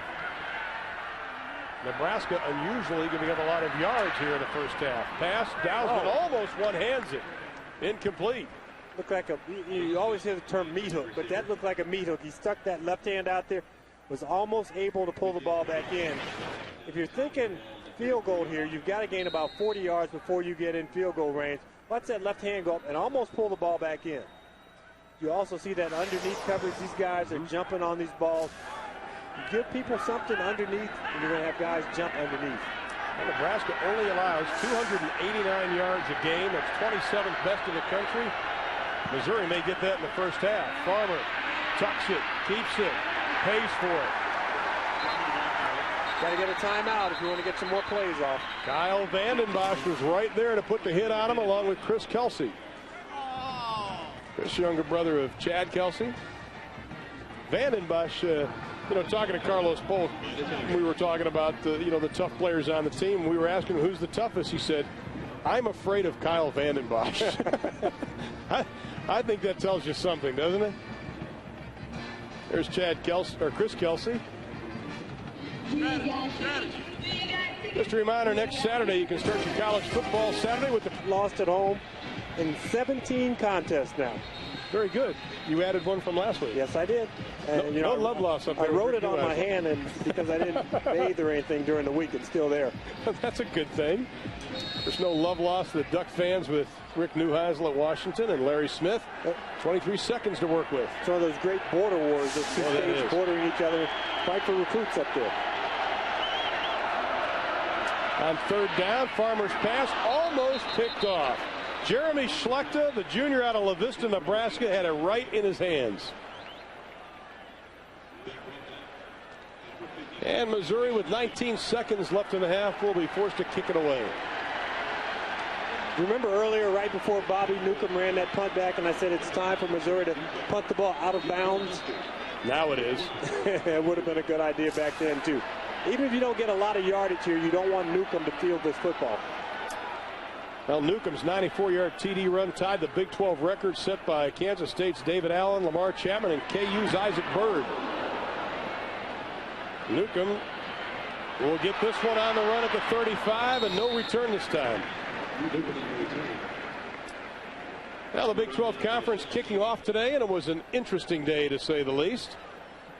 Of course, this wraps it up. Texas started slowly. They came on to beat Oklahoma State. Oklahoma State was their worst enemy in the first half of that ball game. Texas Tech had a chance to win that ball game with a heartbreaking loss.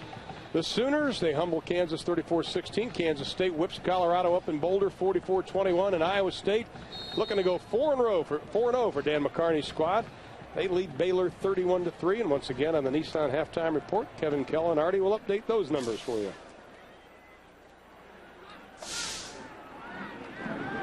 Crouch, final 10 seconds. He is going to be hit from behind down at the 25-yard line.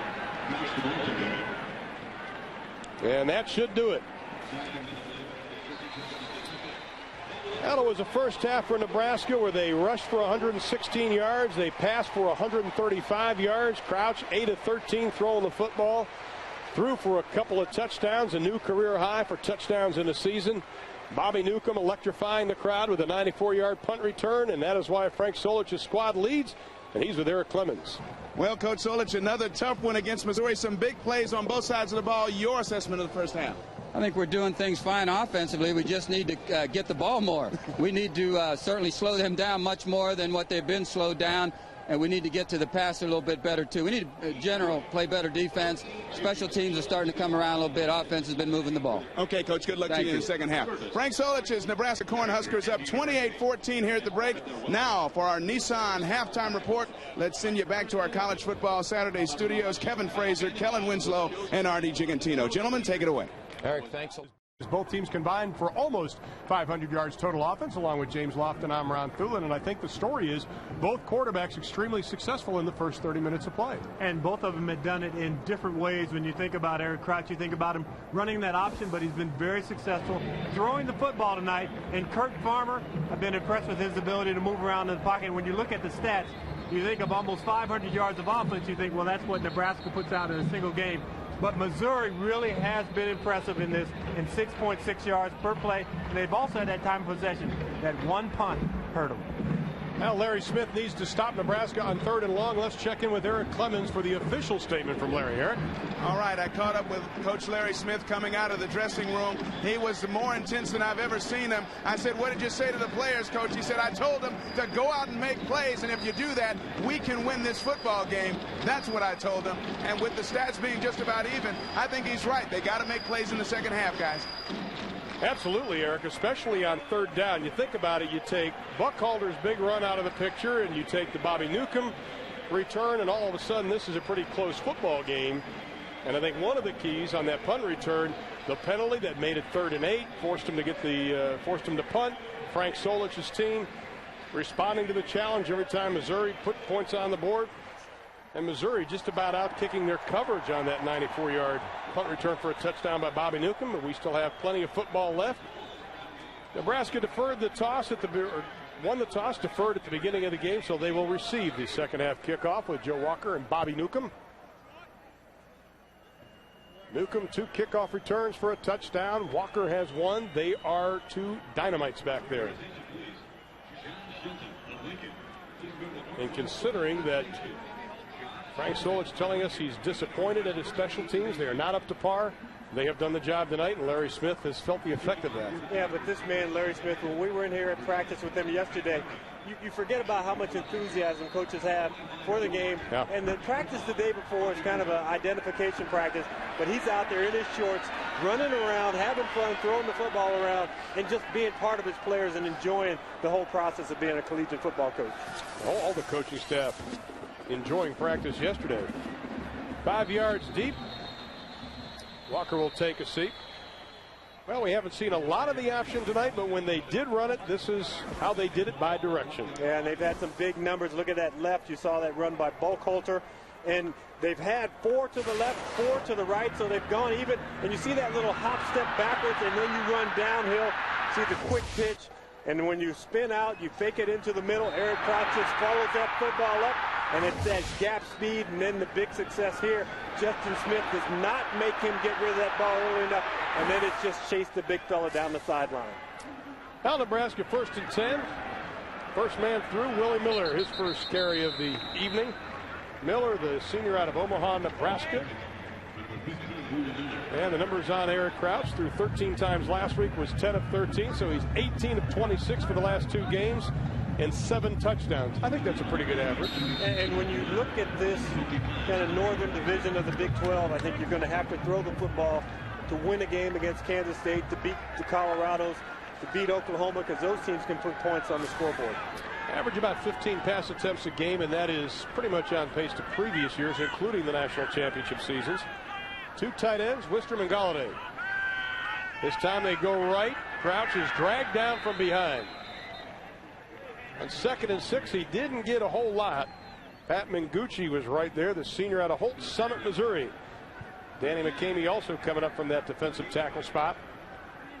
Can't say enough about Mingucci. We saw the type of player he was against Michigan State. McCamey making the start also in that spot. And those 2 guys, they weren't intimidated by any offensive lineman. And tonight, I think they're showing that they're not intimidated here. And they've got decent size. They're in the 285, 290-pound range. but what they really do, they run well. They line up kind of cocked off of the center a little bit, and they use that as leverage. They get that front foot up closer to the line of scrimmage. They really bolt past those guys. On third down, the pass is complete. First down, Nebraska. Matt Davison with a reception, his third of the evening. Antoine Duncan was on the coverage. And you hear so much about the zone blitz. Well, that is when you take a big lineman and you line him up in a pass rush situation, and then you drop him back in coverage. You drop these guys back in coverage, and they do an okay job. That time he doesn't get deep enough and disrupt that throwing lane. He has to realize what's behind him, the down and distance. He switched sides so many times, it's like he was trying to run from classroom to classroom. Well, they wanted to move him around more this year, and they're doing just that. I don't think they want to move him around that much on one play. No. Alexander straight ahead. Well, you know, they tried to move Justin Smith to a linebacker spot. There was some thought of moving Big 96 over there, but that experiment, I don't want to say failed, but it just wasn't what they needed. Well, when you look at what they have at linebacker with Doyle and Robinson and Duffy, their guys are around 220 pounds, and even though Smith runs well, he doesn't run backwards that well. And you see the 270 pounds, he's put on some weight so that he can take on these 330, 340-pound linemen, but he still has the speed to get around them. Now this man's motor never stops. The pitch back to Alexander, just bullying his way. And he will be close to the first down, and he should have it. Sean Doyle and Justin Smith were hanging on for dear life. Well, look at the body on number 15, Willie Miller. You get the fullback. He's your lead blocker. But you know what? When you pitch the ball, the quarterback will cut off the backside. Look at him. He's going for the feet of Pat Duffy, number 36. And Duffy will remember that when he gets a shot on there. Now they try the left side on the option. They were successful in the first half, successful here. Crouch finally being shoved out of bounds by Andre Roberson. Right after that play, there's a great conversation between number 55, Jamani Robinson, and number 36, Pat Duffy.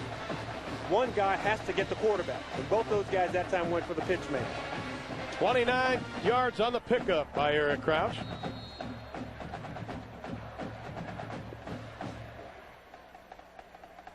Nebraska flexing their muscles here in quarter number 3, leading 28-14, 12-20 left to play in the third. Memorial Stadium in Lincoln, Nebraska. Sellout crowd of upwards of 75,000 on hand for the 94th meeting between these two teams. Bobby Newcomb cutting back, hit from behind by Jamonte Robinson.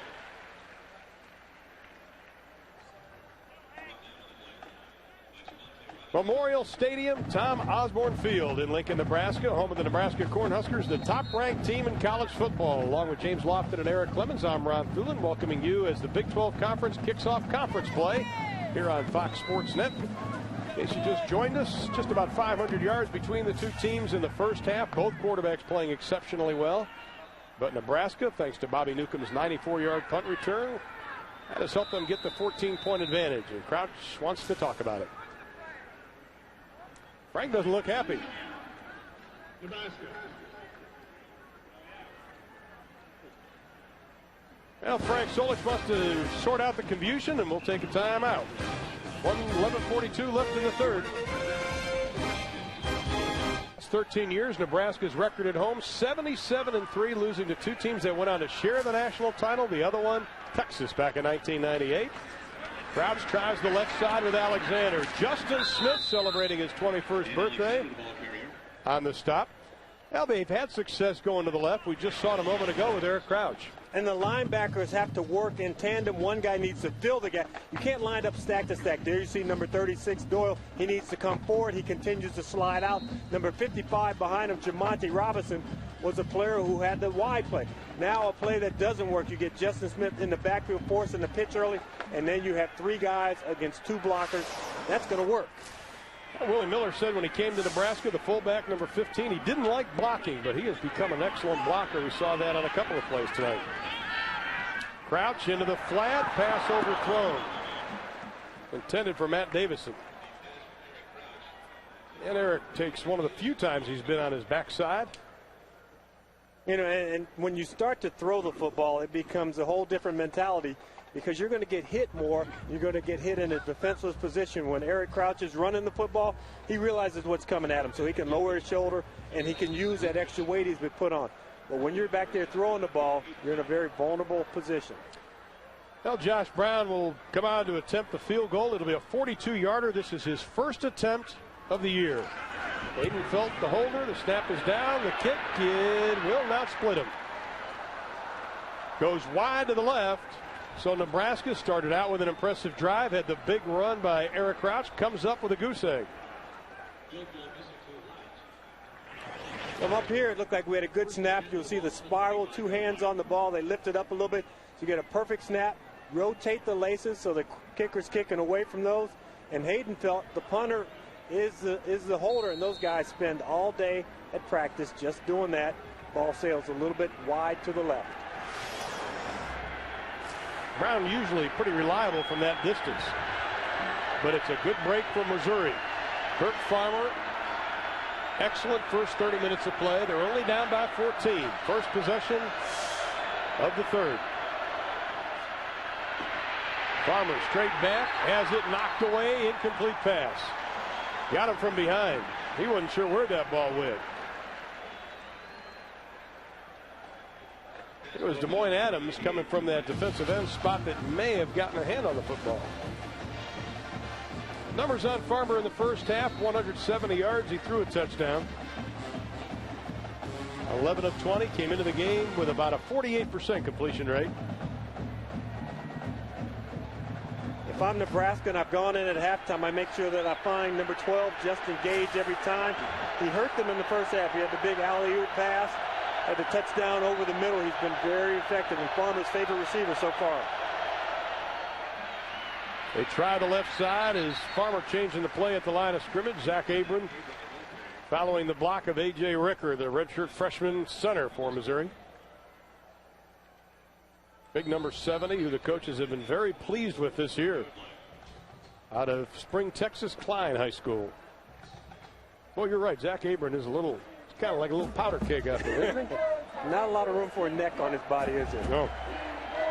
Third down and 8. Missouri 3 of 8 in the first half on third down tries. And the crowd of 75,000 into it. Here come the Huskers on the blitz. Farmer's pass is complete to Gage. First down, Missouri. Justin Gage with his 4th reception of the evening. He goes over 100 yards, and Larry Smith knows that this former quarterback is a gem at the wideout. And when you can catch the ball on the outside, that's one thing. But when you can catch it in traffic, right in the middle of 3 defenders, he has a hard time getting a handle on the ball. But then he does a smart thing. He turns straight up the field. You see Bandon Bosch, number 83 on the tackle. He's up in that line, then he's dropping back in coverage. Those guys drop back in coverage. Sometimes they get lost. Here comes the reverse. Gage likes to throw it, and he does throw it to Farmer. He's got the sideline. Closing quickly is Deion Booker, and that'll be a penalty flag. Boy, you've got to maintain your poise on a play like that. And Craver's frustrated by that play because he knows that it's a gimmick play. He covers his guy, and you see that quarterback running down the field. You just want him. They do a double reverse. You start off with a pitch. You come back, and he has trouble hanging onto this ball. And there, Justin Gage gets it out at the last minute, and there is nobody around Farmer. 35-yard gain. Nice end-over-end pass, and you get the hit at the end of the play. Keough Craver, you have to keep your head about yourself. You don't want to hurt your team by making a dumb mental error. Because you just gave him a bunch more yards. Craver, a junior out of Harlingen, Texas. But Farmer, an exceptional night. But what a job by Gage just to get his fingers on the laces. Dousman and Spencer wide to the left. They can get a first down. It's on the 13. And it is loud.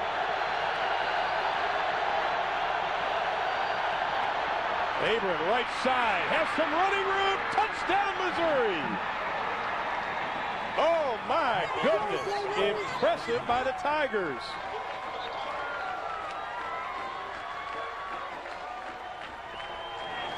No one gave them a chance coming into this ball game. You see Abrams stick it up inside, and you see the over pursuit by number 25, Joe Walker. He's coming to field quickly. You must contain, even when you get down in that red zone, you get guys who aren't fast. They look real quick when you go the wrong way and they cut back on you. See Bill Cubitt, the offensive coordinator on the sideline, is a happy man. Abrams' second rushing touchdown in his career. The ball is down, the kick is up, and it is good. Crowd of 75,000 is quiet because of number 38, Zach Abrams. Farmer takes a hit, but his team scores. They're only down by a touchdown. Kirk Farmer looks like he's 14 years old, playing like a 28-year-old veteran in the NFL. He has shown a great deal of composure, and he's shown a leadership role tonight that has been very impressive, and that is why his team was 75 yards in 5 plays. The 13-yard run capped it off, but the big play was the double reverse pass to Farmer, who paid for it. Kicking into the wind, and it will go out of the end zone.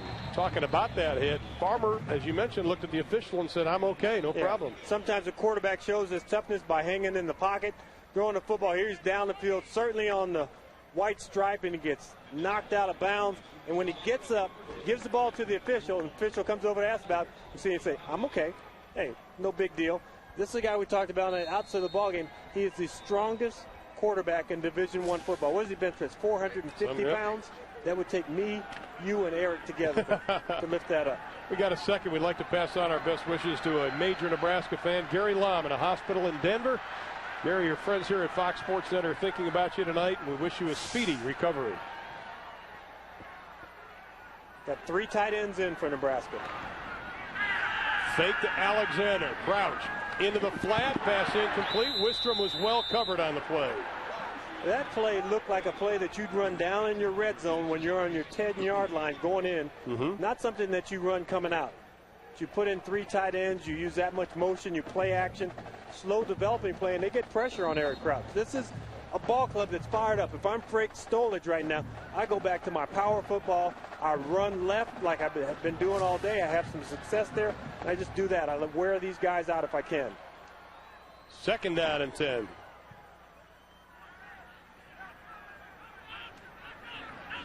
Crouch on the option. They close quickly. He splits the defense. Skips over the 25 to the 26-yard line. Sean Doyle on the stop. Once again, Missouri 1-24 in the Larry Smith era versus ranked teams. The last 2 of the last 3 meetings between these 2 teams, 1 touchdown decided it, and it came down to the final play. This is the 3rd time they've met when Nebraska has been number 1. And Larry Smith would like to snap that 21-game losing skid to Nebraska. The great thing about Nebraska the last 2 weeks, their ability to throw the football in these 3rd down situations. On 3rd and 3, Missouri 6 on the line. Crouch goes up, batted away. Big number 98, Michael Gavins, and I finally get to give you the one tidbit that Michael Gavins and I have in common. Both born on the same day, a few years apart though. Just a few. Tomorrow on America's favorite pregame show, he's hard-hitting and right on target. We're talking about Jimmy Kimmel. And now Nebraska forced to kick it away. Haydenfeld has had a nice night. Now he's punting into the wind. And Spencer standing at the 25. And he's lined up 45 yards away from the ball. A high kick. Spencer signals the fair catch, and that is what he will do. 45 yards on the kick, and we'll keep it right here with 8:29 left in the 3rd. Nebraska gives it up to Missouri, who was impressive on their last drive, trailing by just a touchdown. When you think of Nebraska football, you think of option, power football, and offense. But on defense, they have a great tradition. The black shirt tradition. These guys earn that black shirt in practice. There's Craig Bohl, the defensive coordinator, and he said these guys earn the right to wear these black shirts. We talked to Carlos Pope, their great middle linebacker who's out of the ballgame right now. So sometimes I've seen guys with that black shirt taken away from them, and they cry. Well, this is a stage in the ballgame where the black shirts have to rise up. Gage again. He's looking upstairs, floats it out to the tight end. Dwayne Blakely incomplete. Let's send it to our College Football Saturday studios for Dr. Pepper Game Break. Here's Kevin Frazier. Guys, another. We'll keep an eye on that. Thank you, Kevin Frazier. Oregon State up by a touchdown Missouri in this ball game, 320 yards. San Jose State at 346. That is the most anybody's hung on Nebraska this year. Fumble, and they pick it up. Jamie Burrow. Touchdown, Cornhuskers.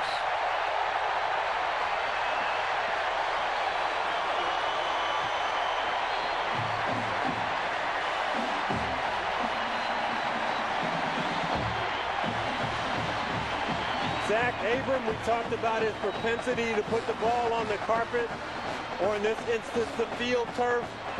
In traffic, gets jostled around a little bit, that ball comes out, and Jamie Burrow, who's in the game for Carlos Polk, picks it up, sheds a tackle, shakes off Kirk Farmer, and rumbles into the end zone.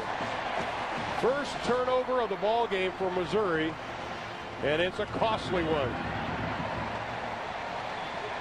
Brown's extra point is good. Burrow, the junior out of Ames, Iowa. He's the hero so far, but we still have plenty of football left. It's about something right now, but we know he's not pleased with the Zach Abram fumble, his fourth of the year that led to a Nebraska score, and that's why they're up by 14, 35-21. That is a deep kick, and that will not be returned by Ricardo Rose. Well, we saw a great punt return by Bobby Newcomb. How about one of the great punt returners in all of college football history, Johnny Rodgers? He's with Eric Clemens. Yeah, I am with a college football Hall of Famer, and Johnny Rodgers. He used to thrill me when I was younger here at Nebraska. I tell you what, has anything changed much? Is this more passing than you saw back in your days when you were a Cornhusker? Oh, no, we passed from the pro offense and the spread, so we did a lot of throwing of the ball. Since we started taking the option on, we don't pass nearly as much. What's your most thrilling moment as you think back on your career? You had a lot of them. Well, I got to think my last football game against Notre Dame in the Orange Bowl, where I scored 4 and 2-1.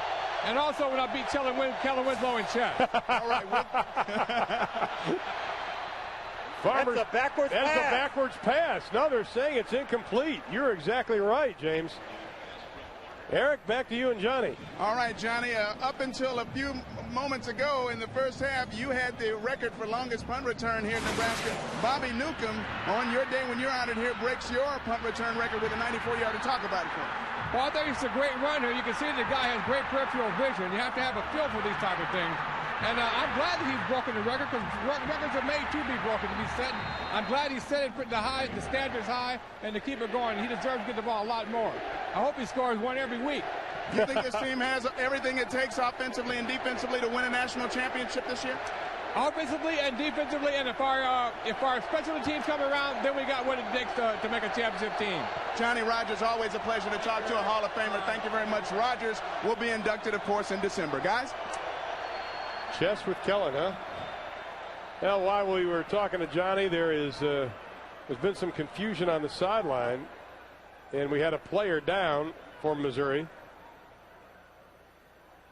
It's like number 80, Dousman, and they're helping this guy off very gingerly. Two trainers almost have him picked up in the air. You can see left leg suspended, just dangling. Dousman's had a nice game tonight. He's got a couple of catches for 14 yards, and he has been their mainstay, the senior from Knob Nostra, Missouri. And this is a team that's thin at wide receiver. They've had some injuries and a suspension earlier, so Dousman, one of the starters, going out. But the guy who's come up big in this ball game has been Justin Gage, and if I'm the Cornhuskers, maybe I start to double cover number 12. Dousman sat out last year with the knee injuries. Spencer in motion, they pitch it back. Zane Gilmore tries to shed a tackle, but he is tripped up at the 22-yard line by Kyle Vandenbosch. Great speed by Kyle Vandenbosch. That rush in, talk about the hybrid defensive end linebacker. That time he showed his linebacker speed. Now Missouri facing a 3rd down and 8. 7:40 to play in the third. 35-21 our numbers.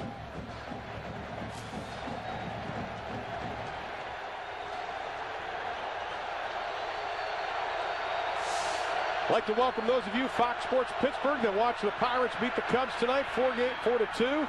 Up high, that is Kirk Farmer of Missouri, complete to Eric Spencer. Along with James Lofton and Eric Clemens, I'm Ron Thulin, as the #1 Cornhuskers have their hands full with the Missouri Tigers tonight. And really, when you wear these black shirts or these red uniforms, you believe you can cover guys one-on-one. And this is nothing but Eric Spencer straight down the football field. You get a great pass.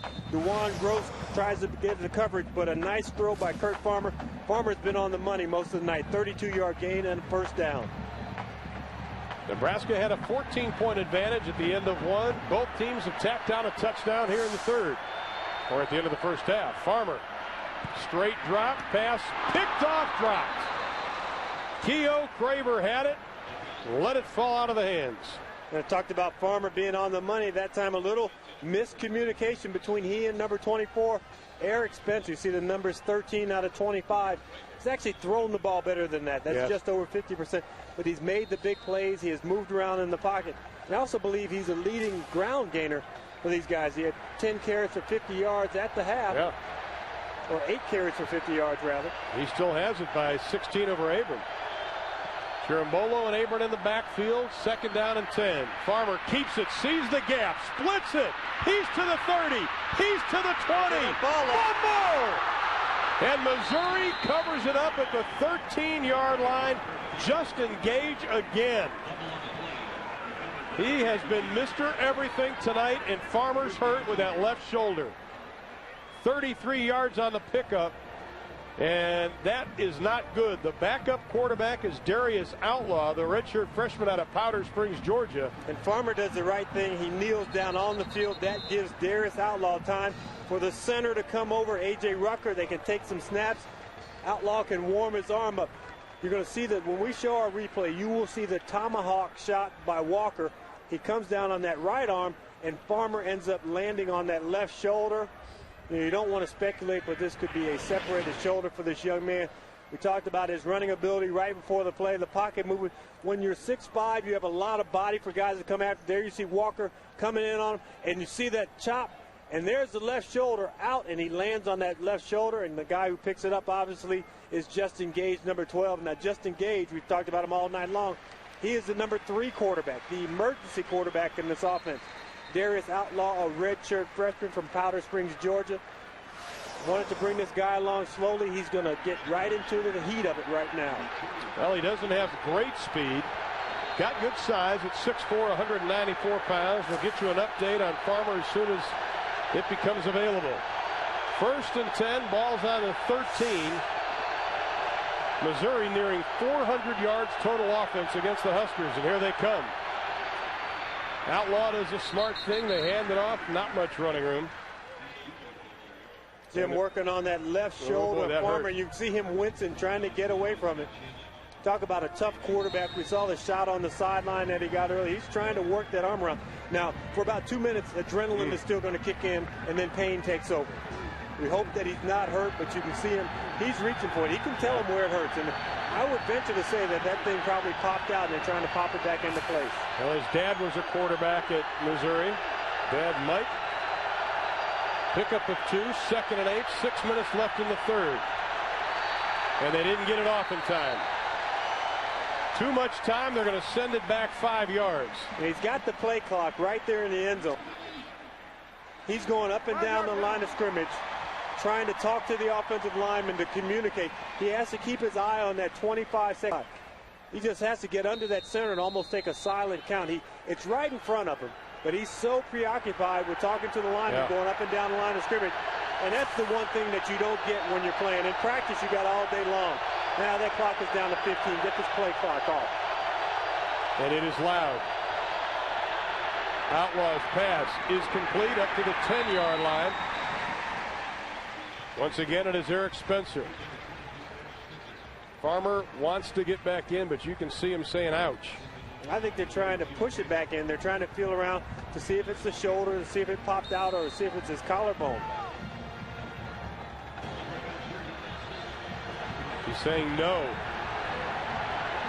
No and out sound a lot alike. Yeah. If you push on the wrong spot, you say no, don't push there, and then you say ouch afterwards. 3rd down and 7.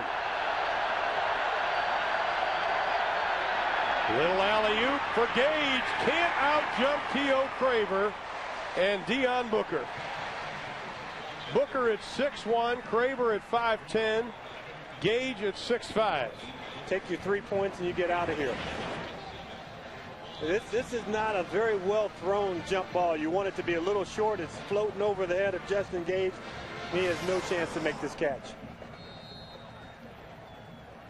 Now Bill Cubit's going to give his youngster a quick lesson in offense, and I think first thing he's saying is calm down, take a breath. Here's the field goal, 27 yards for Brad Hamrick. Sneaks it around the left upright. He is now 3 of 4. His long was 35 this year. Kirk Farmer is hurt, but Missouri gets back up on the board, and they trail by just 11. Work on Kirk Farmer. His team trails by 11. 4:59 left to play in the third. His injury came just at about the 7-minute mark, 6:51 to be exact, of the third. And Brad Hamrick will kick it away. Bobby Newcomb is back, joined by Joe Walker. There is Newcomb, already the punt return tonight. Line drive kick goes into the cheap seats. Kirk Farmer has really had to withstand some pressure tonight. Yeah, but the key is when you decide to leave the pocket, you become another runner. You're not a quarterback. You're not protected by being in the pocket, throwing the football. You're going to take your shots, and he's taking some vicious shots down the field. And on this last play, you'll see where he gets injured. You'll see the tomahawk on the right shoulder, but it's when he lands on that left shoulder is when he feels the pain. He's looking at the ball. He pats his arm, and then he grabs for that left shoulder. Now the pads have not come off yet. Well, they're starting to come off. That's usually not a good sign. Terrell Buckhalter now joins Crouch in the backfield, and he has the football. Cuts upfield. Nice job of running the football up to about the 23-yard line. Jamonte Robinson, who's been in a lot of tackles tonight, along with Pat Mingucci. And now they're going to take a little closer look. Now they're looking at the collarbone now. And you can see those legs twitching. That's pain. And they're just touching it ever so lightly. Get some ice on there to keep the swelling down. It's like Kirk Farmer's night is over. He has had a yeoman's night tonight, too. Crouch looking. Out in the flat. Pass is complete. Bobbled, but still holding on to the football. Matt Davison. His 4th reception tonight. Andre Roberson was on the coverage. Davison has been consistent, to say the least. 31 of 33 games he's had a pass reception. Crouch tonight throwing the football 10 of 18. 154 yards, a couple of touchdowns.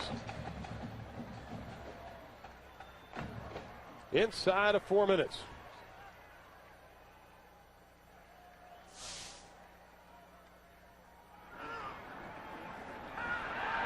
Now Newcomb looking to pass it. They're trying some razzle-dazzle, and Newcomb gets one upside of his head, and Jamonte Robinson lowered the boom. Well, next week starts your college football Saturday with the pregame show presented by Rivals.com at 11:30 a.m. Eastern, 8:30 a.m. Pacific. That is triple header action starting at 3 p.m. Eastern, noon Pacific, with East Carolina visiting. Yeah, it looks like Kirk Farmer is headed to the locker room.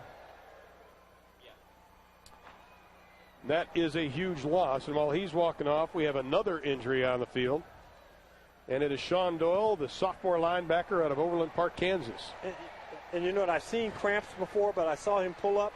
Looked like he pulled his hamstring because he was running full speed and went down, and he reached for his left hamstring.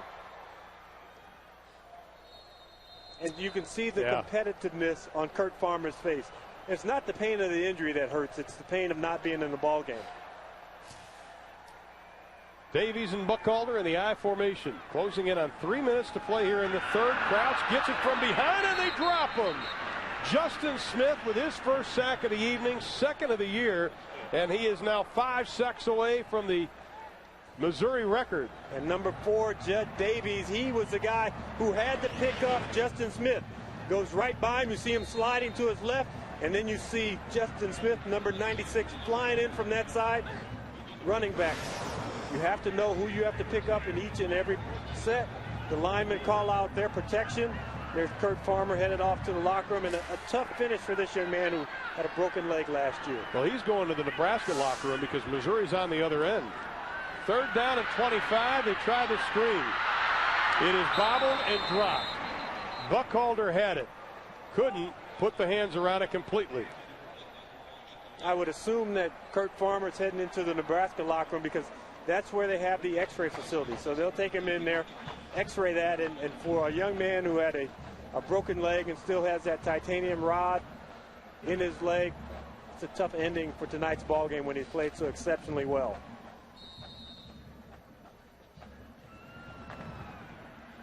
Hayden Felt set to kick it away again, and Eric Spencer standing on his own 35-yard line. Hayden Felt's average just over 43 yards a kick, to 46 yards a kick. Spencer moving up to the 45. He went nowhere quickly. 36 yards on the punt. One thing Missouri has done this off week is they have improved in practice. And Larry Smith said that makes them a better football team. Look out, Gage on the reverse. He's putting it up, and he is hit immediately, and that pass went nowhere. They've tried it 3 times tonight. It has worked once. Kyle Vandenbosch lowered the boom on him. There were 3 guys there to stop that reverse. So if there are 3 guys to stop the reverse, then the onside play would work. But you talk about Larry Smith practicing to get better, and that may sound trite, it may sound corny, but they put up 24 points in this ball game, where in the 2 previous games they had only put up 19 points in total. Bill Cubitt, offensive coordinator, operating with a redshirt freshman quarterback. 2:21 to play in the 3rd. Gilmore, right side, maybe got back to the line of scrimmage. And I think the tough thing for Bill Cubitt here is he has to find, okay, what is Darius Outlaw comfortable with? What plays does he run the best? What can we do to tailor-made his skills into this game plan and get some points on the scoreboard? Now Justin Gage goes into the slot. Spencer goes wide to the right, facing 3rd down and 11. There was a loss of 1 on that play.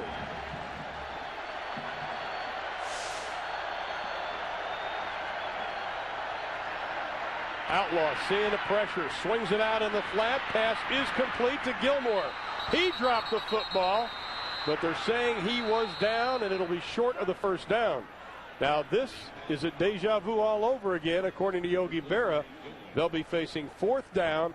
Remember, Michigan State, it was in the 4th quarter, though, facing 4th down. They elected to kick it away. They didn't get it. Duckett got the 1st down, cost him the game, but this time it looks like no decision for Larry Smith. Yeah, but this is also, I don't know if I'd even go with a fake here, because you have a chance to pin them back. Once again, you'd love to be able to directionally punt the ball and get it out of bounds, but what Nebraska will do, they'll overload the side, the short side of the field they think that you want a directional punt to. Gilpin trying to pooch kick. He's got a pretty good wind behind him, and it'll carry it to the 1 into the end zone. Missouri had a chance at knocking it back. Couldn't quite cover it up. Larry Smith said that's all right. Now, if you're Bill Cubitt on the sideline, every chance you get, are you pulling the youngster over, Darius Outlaw, to A, calm him down, and B, because he probably didn't take a whole lot of snaps with the 1st-team offense. And you could see a little confrontation between the 2 of them. You've got to get the young man where he's calm, where you can actually talk to him, because this is much like a parent-child relationship. You work so closely together, sometimes you get on each other's nerves, and now they have to kind of say, okay, I'm listening to you, Dad. Kraft keeps it, falls forward to the 25-yard line. Mengucci in on the stop along with Cedric Harden, sophomore out of Humble, Texas.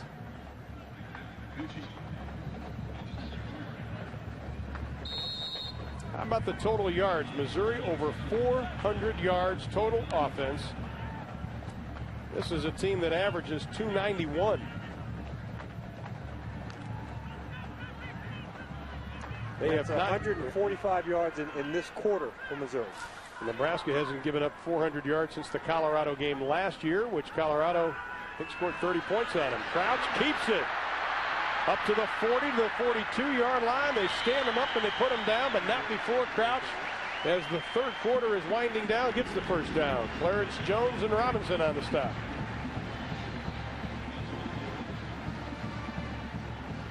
We saw number 32 Doyle lip, number 32 Sean Doyle lip off, and Duke Brevard, number 56, comes in and he tries to run underneath the play instead of scraping to the outside and shutting down the quarterback.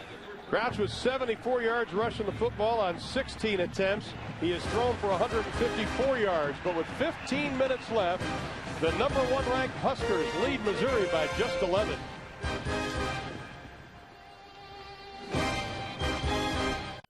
Battle with the Missouri Tigers along with James Lofton. I'm Ron Thula, and I think if you're a Missouri fan, the key right now, they've got to get back into the flow of this football game. And I think the flow has been disrupted. We have Darius Outlaw, who's a quarterback who has not had a lot of snaps in the ball game. And for Bill Cubitt, he has to find out what this guy is comfortable with and what he feels secure about pulling off from behind the center.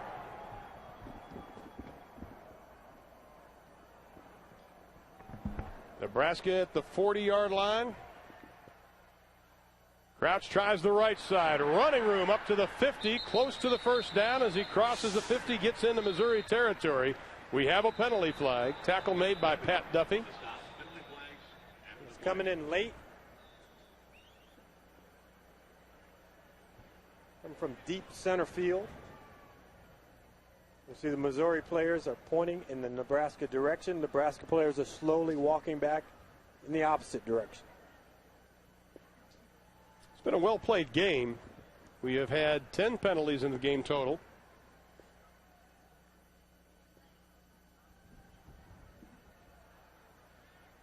Well, we got a personal foul.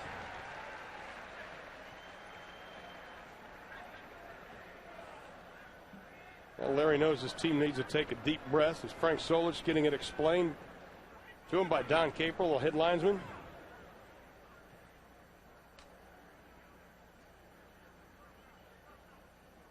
Let's listen in.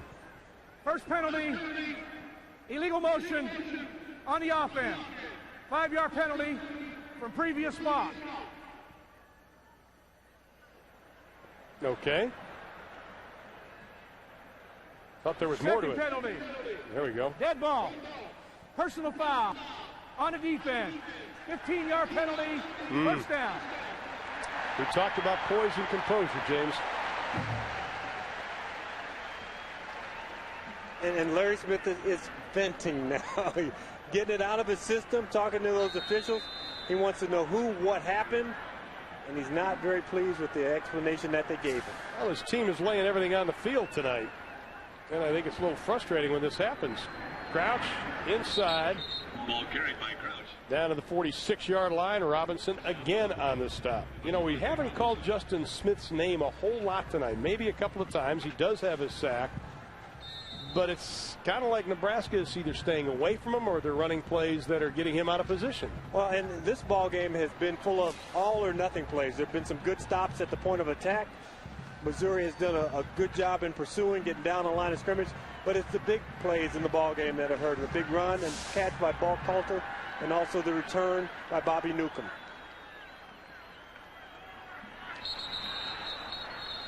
Well, Eric Crouch is going to burn the timeout. He will have one remaining in the final 14:05. And he's going to talk about it. So with 14:06 left to play in the football game, Nebraska facing 2nd and 8 and leading by 11. Smith, they call him Godzilla. He needs a Godzilla effort right now as Missouri has Nebraska facing a 2nd down and 8 situation. Crouch calls his own number, leans forward down to about the 42-yard line. He'll be short of the first down. Mengucci and Robinson again on the stop. This is the 6th time I think Nebraska has been ranked number 1 in the country. The previous times you can finish it, see where they finished. 2nd, the best in 1983. I think the question is, Florida State looked very impressive Thursday. Nebraska hasn't looked overpowering in their games. Will this drop them? So that 1983 was the Turner Gill year. They lost to Florida State, and I don't think Nebraska should fall. They're playing well tonight. People come in here gunning for them. On 3rd down, a huge defensive play by Pat Mengucci and Jamonte Robinson. What an effort by this Missouri Tiger defense that was riddled for 60-plus points versus Clemson. Missouri's had a week to prepare, an extra week to prepare for this ball game. Jamani Robinson, you see him at the top, flow, and fill. That's what linebackers are taught to do. Eric Crouch is a great cutback runner. That option starts. He cuts back behind the guard in that gap from his center, Dominic Raiola. But Jamani Robinson is there to fill it. The numbers on Haydenfeld tonight. High snap. The wind catches this one, takes a hit at the 1, goes into the end zone. And Missouri will have 80 yards to go to try to cut this lead of Nebraska, which is now at 11. Tomorrow we're bringing you the tailgate party at 10 a.m. Eastern, 7 a.m. Pacific, only on Fox Sports Net. And Verizon presents First and 10 all season long on Fox Sports Net College Football Saturday. Verizon, making the world of communications a whole lot simpler. And you can see the First and 10 marker right at the 30-yard line. Outlaw still the quarterback, keeps it, pumps, tucks it, first down, running room to the 45, and he takes a seat at the 48. 28 yards on the carry. I think Darius Outlaw might have hurt himself a little bit in that hook slide. But Outlaw, it is a bootleg left. You see the eyes of the defender there, and then a nice move to get past Outlaw in the open field. His legs getting stretched out, and then a nasty-looking slide there at the end. You've got to get the heels up if you're going to slide. Yeah. Missouri found him at their football camp back in 97 and 98. Now he swings it out into the flat. The spin move by Gilmore did not fake Carlos Polk out. Polk, if you remember, hurt in the first half, a little ankle problem. He's come back to play. And Carlos read this play the whole way. He's watching the back, and this ball floats in the air a little bit too much. They ran this the opening series, had good success with it. But you know what, Nebraska, these are smart guys. You talk about all the academic All-Americans in this stadium. 74 football players have been academic All-American. That's an NCAA record. These guys watch film, they study, they figured out what happened in the first half. Loss of 3, 2nd and 13, Gage in motion. They pitch it near side, Gilmore. He is shoved out of bounds at the 44-yard line, and Larry Smith wants a late hit. He was not shoved out of bounds. Yeah. I mean, he put the wood on Troy Watchorn. Boy. If there's a late hit being called, it would be on the running back. I think you may be right. Watchorn better watch out next time. Oh, my. Yeah, I don't think he went out of bounds. It didn't look like he did. I think Troy hears the telephone ringing now. 3rd down, we'll call it 2. They're coming after him. It's empty formation. Pass complete. First down, Missouri to Dwayne Blakely. Was it Eddie LeBaron who used to do the jump pass when you were a little boy growing up? Way before my time, but I've seen it. And Darius Outlaw is 6'4", 193 pounds. He can feel these guys coming at his feet, so he jumps a little bit and dumps this ball off to Dwayne Blakely. Jason Lohr was right in front of him. And I think that Bill Cubitt has had so much offense in this ball game, he's having to repeat things. Where they had success early, and they're having success again. They are closing in on 450 yards total offense. Outlaw steps up in the pocket, lets it fly, and it is knocked down at the last second by Jeremy Schlechter. Tell you, you talk about the poise of Kirk Farmer. This young man stepping in out of Powder Springs, Georgia, just outside of Atlanta. And he showed a little bit of composure. He's finally caught his breath. I think they've taken his pulse and it's calmed down, and Bill Cubitt is a little coaching in progress there. The toughest thing for a backup quarterback is coming in and breaking that sweat. And I think he's broken that sweat. Feels like he's playing in the ball game now. He's got an unbalanced line. This is a tackle over here. He's the end man on the line of scrimmage. We almost have a tackle-eligible play. They keep it on the ground. Nice job staying on his feet, Abram, but he is going to lose a couple. But I think we've got to go back to the top of the show where we talked about there was no question with this Nebraska offense. The question was with the Nebraska defense. We thought that the questions were being answered, but I don't think they have. Now Kirk Farmer is back on the sidelines with a jacket, and he is obviously done for tonight, and we're not sure how long it will be before he comes back into the Missouri lineup. 3rd down and 11.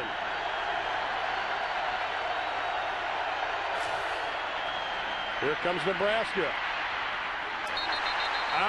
Outlaw gets it right into the hands of Zach Abram, and he couldn't hold on.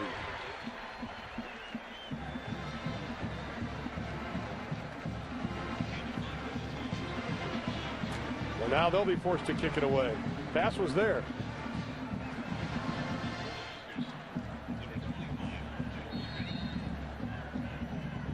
He will be kicking into the wind, Jared Gilpin.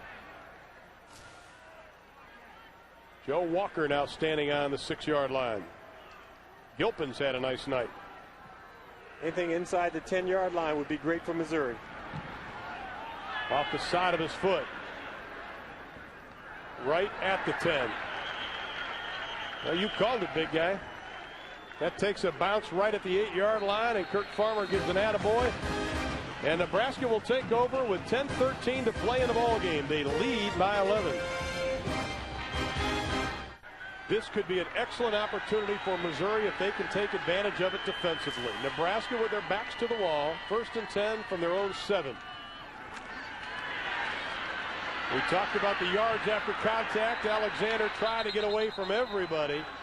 Finally wrapping him up, though, is Darrell Whittington. Mengucci came in, had the first hit, lowered the boom, but Whittington, the senior out of St. Louis, there to wrap it up. Wilson Thomas, number 9, comes in motion, and he taps Eric Crouch on the hiney. And that says, I'm past you, and you can snap the ball now. And if it's yards after contact, and this guy is still fighting, he got a very favorable spot at the 4-yard line. He's going sideways at the 2. Now they say it's a loss of 2. 2nd down and 12. Crouch, safe pass into the flat. Davison. He is upended by Andre Roberson, and Davison is going to get up slowly. That is good for a 1st down. Davison lipping off. And Davison does a nice job, these long legs striding along that sideline. Stays in bounds, turns it upfield. Sometimes that momentum will carry you out of bounds, but you see him plant hard and then pivot and go directly up the field. Comes back in. He comes back into a lot of contact here. It's hit right on the knees. Andre Robertson, number 15, goes down low on him. Ron Brown, the wide receivers coach, checking out his status. And it's a 1st and 10 for Nebraska, closing in on 9 minutes to play. Option to the right. Crouch is tripped up short of the 30-yard line by Mengucci. I think Pat Mengucci and Jamonte Robinson are going to have a nice night's sleep tonight. They have been in on just about every tackle.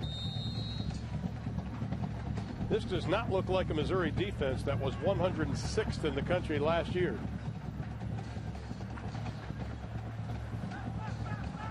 You can see the scoring by quarters. Nebraska hung 21 on them in the 2nd.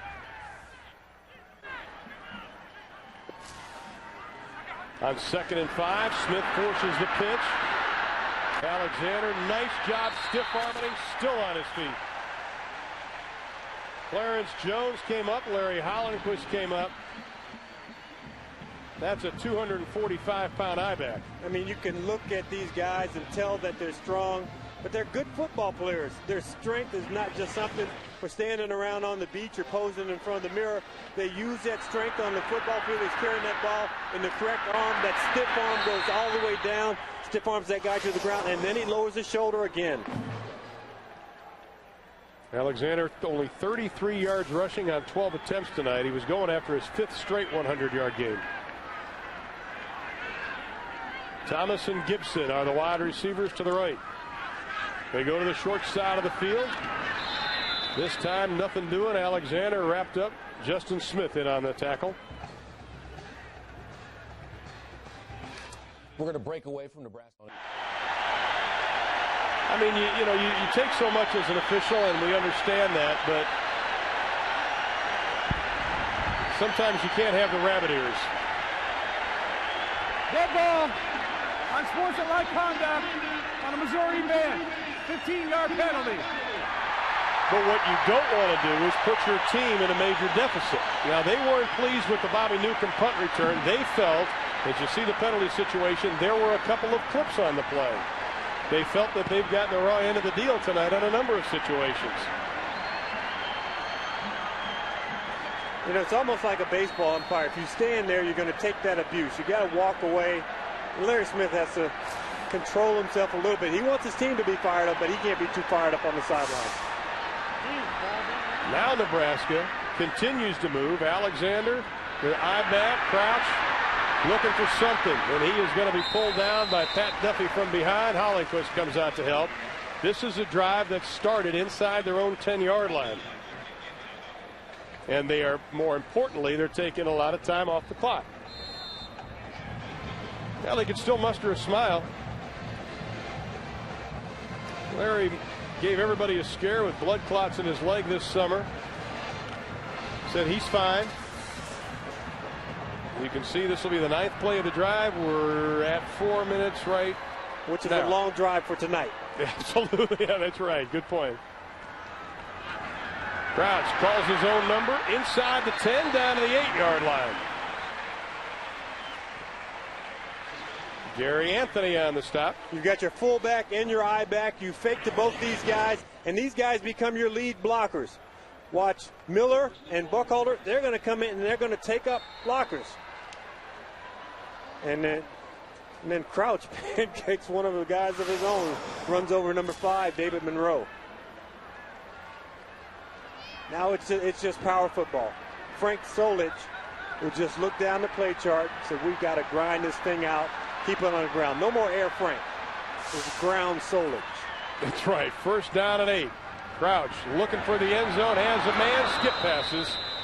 Incomplete. Boy, I'm about as smart as they come. That's right. Tracy Wistrom, the intended receiver. James, we have an update on Kirk Farmer, the quarterback for the Missouri Tigers that went out at about 6:51 of the third with his team trailing by 14. He has a broken clavicle, collarbone, and that is not good for the Missouri Tigers. Once again, let's take a look at the injury to Farmer. Happened right there. You see him when he gets up, he grabs that left collarbone, the clavicle. And you can see when he has his shirt off, this is a thickly muscled kid too. So he takes a lot of abuse, but just land the wrong way, you're in trouble. Crouch spinning. Touchdown. Now, a moment ago I said, no more air Frank, ground Solich. And you laughed at me. Yes, I did. Now, what was that right there? Ground Solich? That was ground Crouch.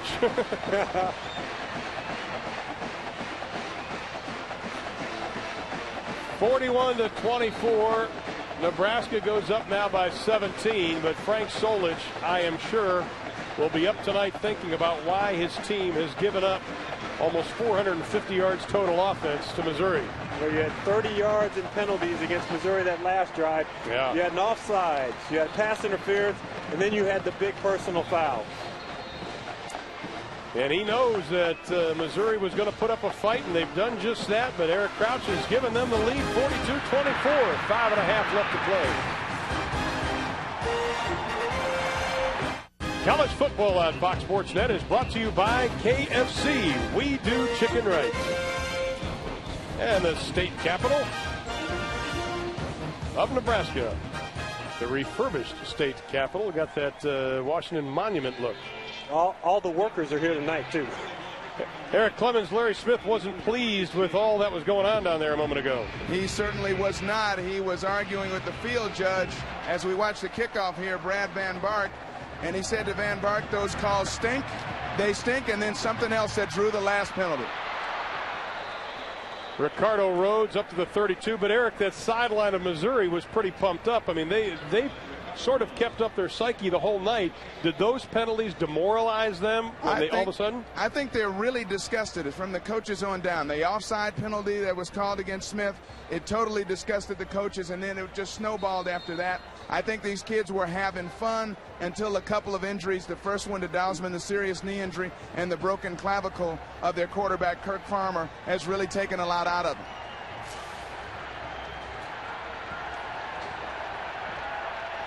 Well, there's still 5:21 to go, but they're in an 18-point deficit. Pass is complete up to the 45 to the 47-yard line to Justin Gage.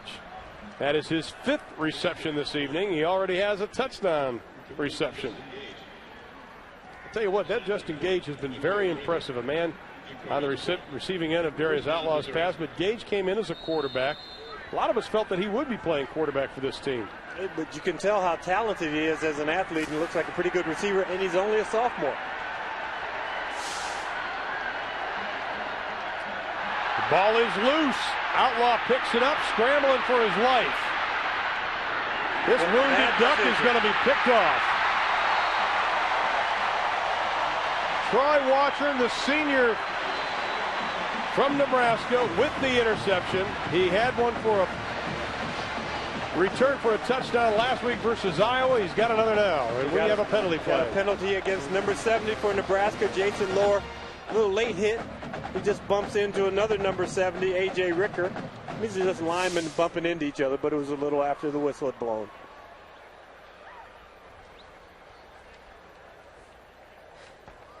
Dead ball. Personal foul on Nebraska. They'll retain the ball. Be half the distance from the ball.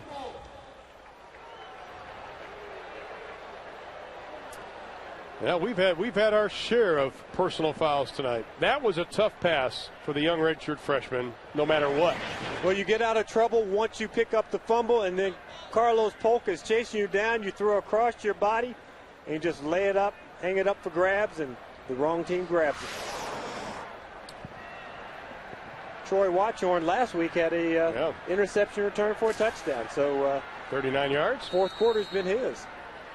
First points off a turnover this year for Nebraska, coming last week. Now the Huskers have the football on their own 10-yard line. A lot of running room for Judd Davies, the redshirt freshman fullback out of Omaha, Nebraska.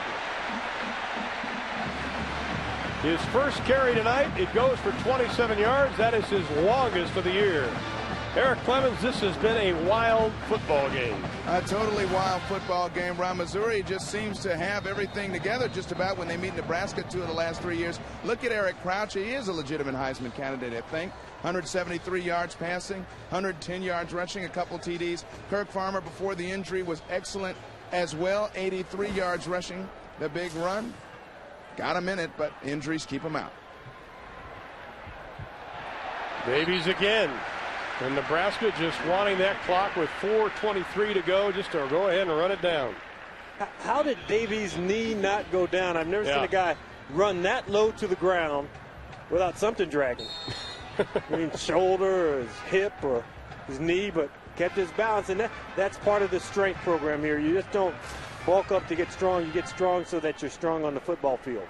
Of course, Nebraska goes to Iowa State next week for an afternoon tilt. Dan McCartney's squad will come in undefeated at 4-0 if they hold out to beat Baylor tonight. Straight ahead, Davies. Look out to the 30, 25, upended at the 23-yard line.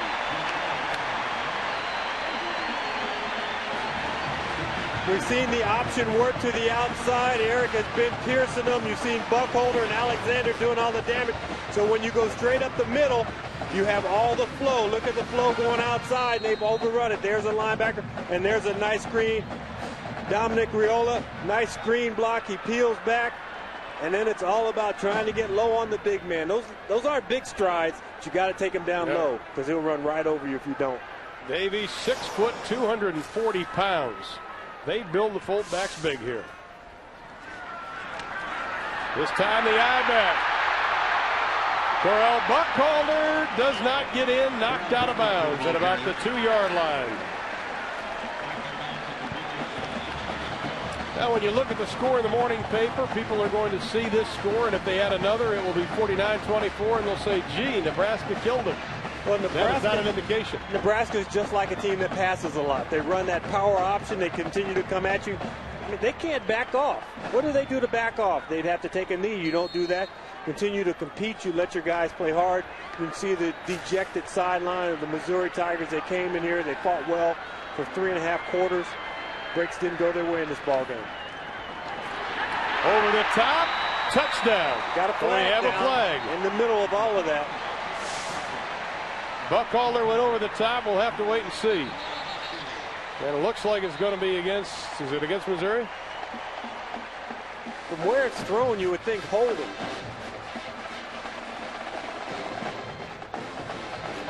The old illegal block. I thought he was saying his hips were too big. Oh, man. Did he point at Eric or me? Well, illegal block, you think one guy stands him up, the other guy comes and chops him down. Which is a rule that they've really tried to enforce this year. One of the rule changes. Chop block on the offense. 15-yard penalty from previous spot. You talk to a lot of opposing teams, and a lot of them say that Nebraska does use the chop block at times. Well, a lot of teams use it at times. There he's engaged, and that block is up. That's a high block. If that's called a chop block, it's not a great call. Because normally you have to hit him below where the body bends in the torso. That time he got him right in the rib cage. That was a very good block by Nebraska, and Frank Solich will look at that one on film and wonder what they were thinking. Ron Brown, the wide receivers coach there with the sweat top on, next to Frank Solich. Frank knows that his team had question marks. Some of them were answered tonight. Some more were created. John Gibson in motion. They keep it on the ground. Oh, my. Mr. Buckhalter, hello. Want to introduce you to Cedric Harden.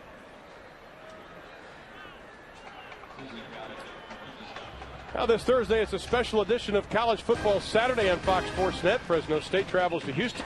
Day off as you head to the Pac-10 for a weekend game. Buckhalter again to the 15-yard line as the clock goes inside of 2.5. Smith on the tackle. Let's give credit where credit is due tonight, James. The Missouri defense and their offense. They came in a decided underdog in this football game. There has been much controversy surrounding them since the Michigan State 3-point loss, but this team came in prepared to play football tonight, and our hat is off to Larry Smith and his entire staff. Well, I think you can see from the effort level of the Missouri Tigers how they support their coach. 2 weeks ago, the 4th down call, he decides to punt it away. They don't get the ball back. They have a week off. It's kind of that foxhole mentality. You know, we're the guys who are on this team. The coaching staff supports the players. Players support the coaching staff. Missouri bringing everybody. Crouch's pass, incomplete. Intended for Bobby Newcomb. You know, he put a lot on that ball. There was no center fielder. Guys are closing in on Eric Crouch. He actually could have put a little more air under that ball and just let Bobby Newcomb run under it. Well, the fans want him to go for it. Facing 4th down and 14. Now, is this a call that is motivated by the pollsters? You know, you always have that question now, and I think it's a legitimate one. The BCS, who you beat. Florida State looked good on Thursday night, but I don't think you can worry about that. Crouch's pass, it's a moot point. Incomplete. You know, you play in such a competitive division that if you win this thing, you know, they have to play Kansas State. Kansas State is playing very well right now. Number 5 in the country. They'll probably move up a little bit. Florida loses. They're in the top 5. You have a lot of teams to go through to win the Big 12 championship. You know, I was listening to Jeff Sagarin on Fox Sports Radio on Thursday, who does the Sagarin ratings, obviously, and he was talking about some, I don't know, this accounting system they use, which confused the daylights out of Bob Page, the host, and myself. But, you know, he said who you beat and how much you beat them and where you beat them, it does have an effect on the polls. I like the coaches' polls because they go up against each other. And this is a spot Darius Outlaw's coming in. You really can't make anything great happen. You just hand the ball off here and get out of here. Well, this could have something great Hold happen. on to that ball. Abram caught from behind. And, of course, the Sagarin poll does have Florida State number 1, and Nebraska is number 2, by the way. But the poll that we keep our eye on, the Associated Press poll, and we've got Nebraska on top. Florida State looked impressive. How about Florida losing to Jackie Sherrill today? Well, look at that. In the top 10, you have 3 teams that lost. You have Florida, Washington, and University of Southern California losing to the Beavers up there in Corvallis. Interesting day. This time Missouri just going to keep it on the ground as we head towards 60 seconds left to be played in this football game. Darius Outlaw coming in for Kirk Farmer, the injured quarterback, went out with just about 7 minutes left in quarter number 3, and he was having a marvelous game to that point. 13 of 25, throwing the football over 200 yards. Missouri tonight, almost 500 yards total offense. A lot of that coming from that young man.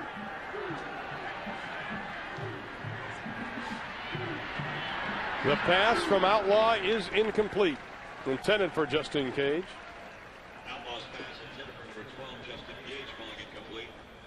The executive producers of Fox Sports Net are Arthur Smith and Bill Borson. Coordinating producer of College Football Saturday, Gary Garcia and Roy Hamilton. Tonight's game was produced by Mike Helling, directed by Ken Fouts. The College Football Saturday studio show produced by Loy Maxson, the main man, and directed by Joe Whitus. The vice president of field operations is Andrea Jenkins. Thank you, folks.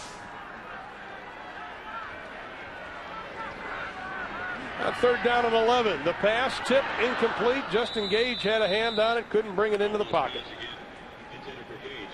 And it'll be fourth down for the Tigers with 44 seconds left.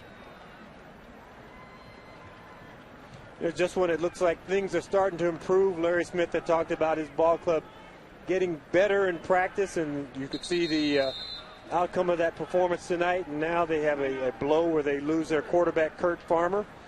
Look at their remaining schedule. Darius Outlaw will be the guy who will pilot this ship. They play against the Oklahoma State Cowboys next week. Kansas Jayhawks. I'm learning all these nicknames. The Texas Longhorns. You're good. Thank you. Iowa State. Go ahead. What? Cyclones. Baylor. Bears. This is remedial football, ladies and gentlemen, and we're glad you're part of it. The Western Illinois What's? This is like the hooked on phonics thing we're doing up here.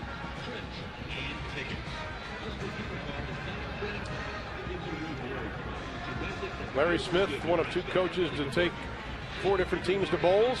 Lou Holtz is the other. And Gilpin is going to kick it away. Maybe.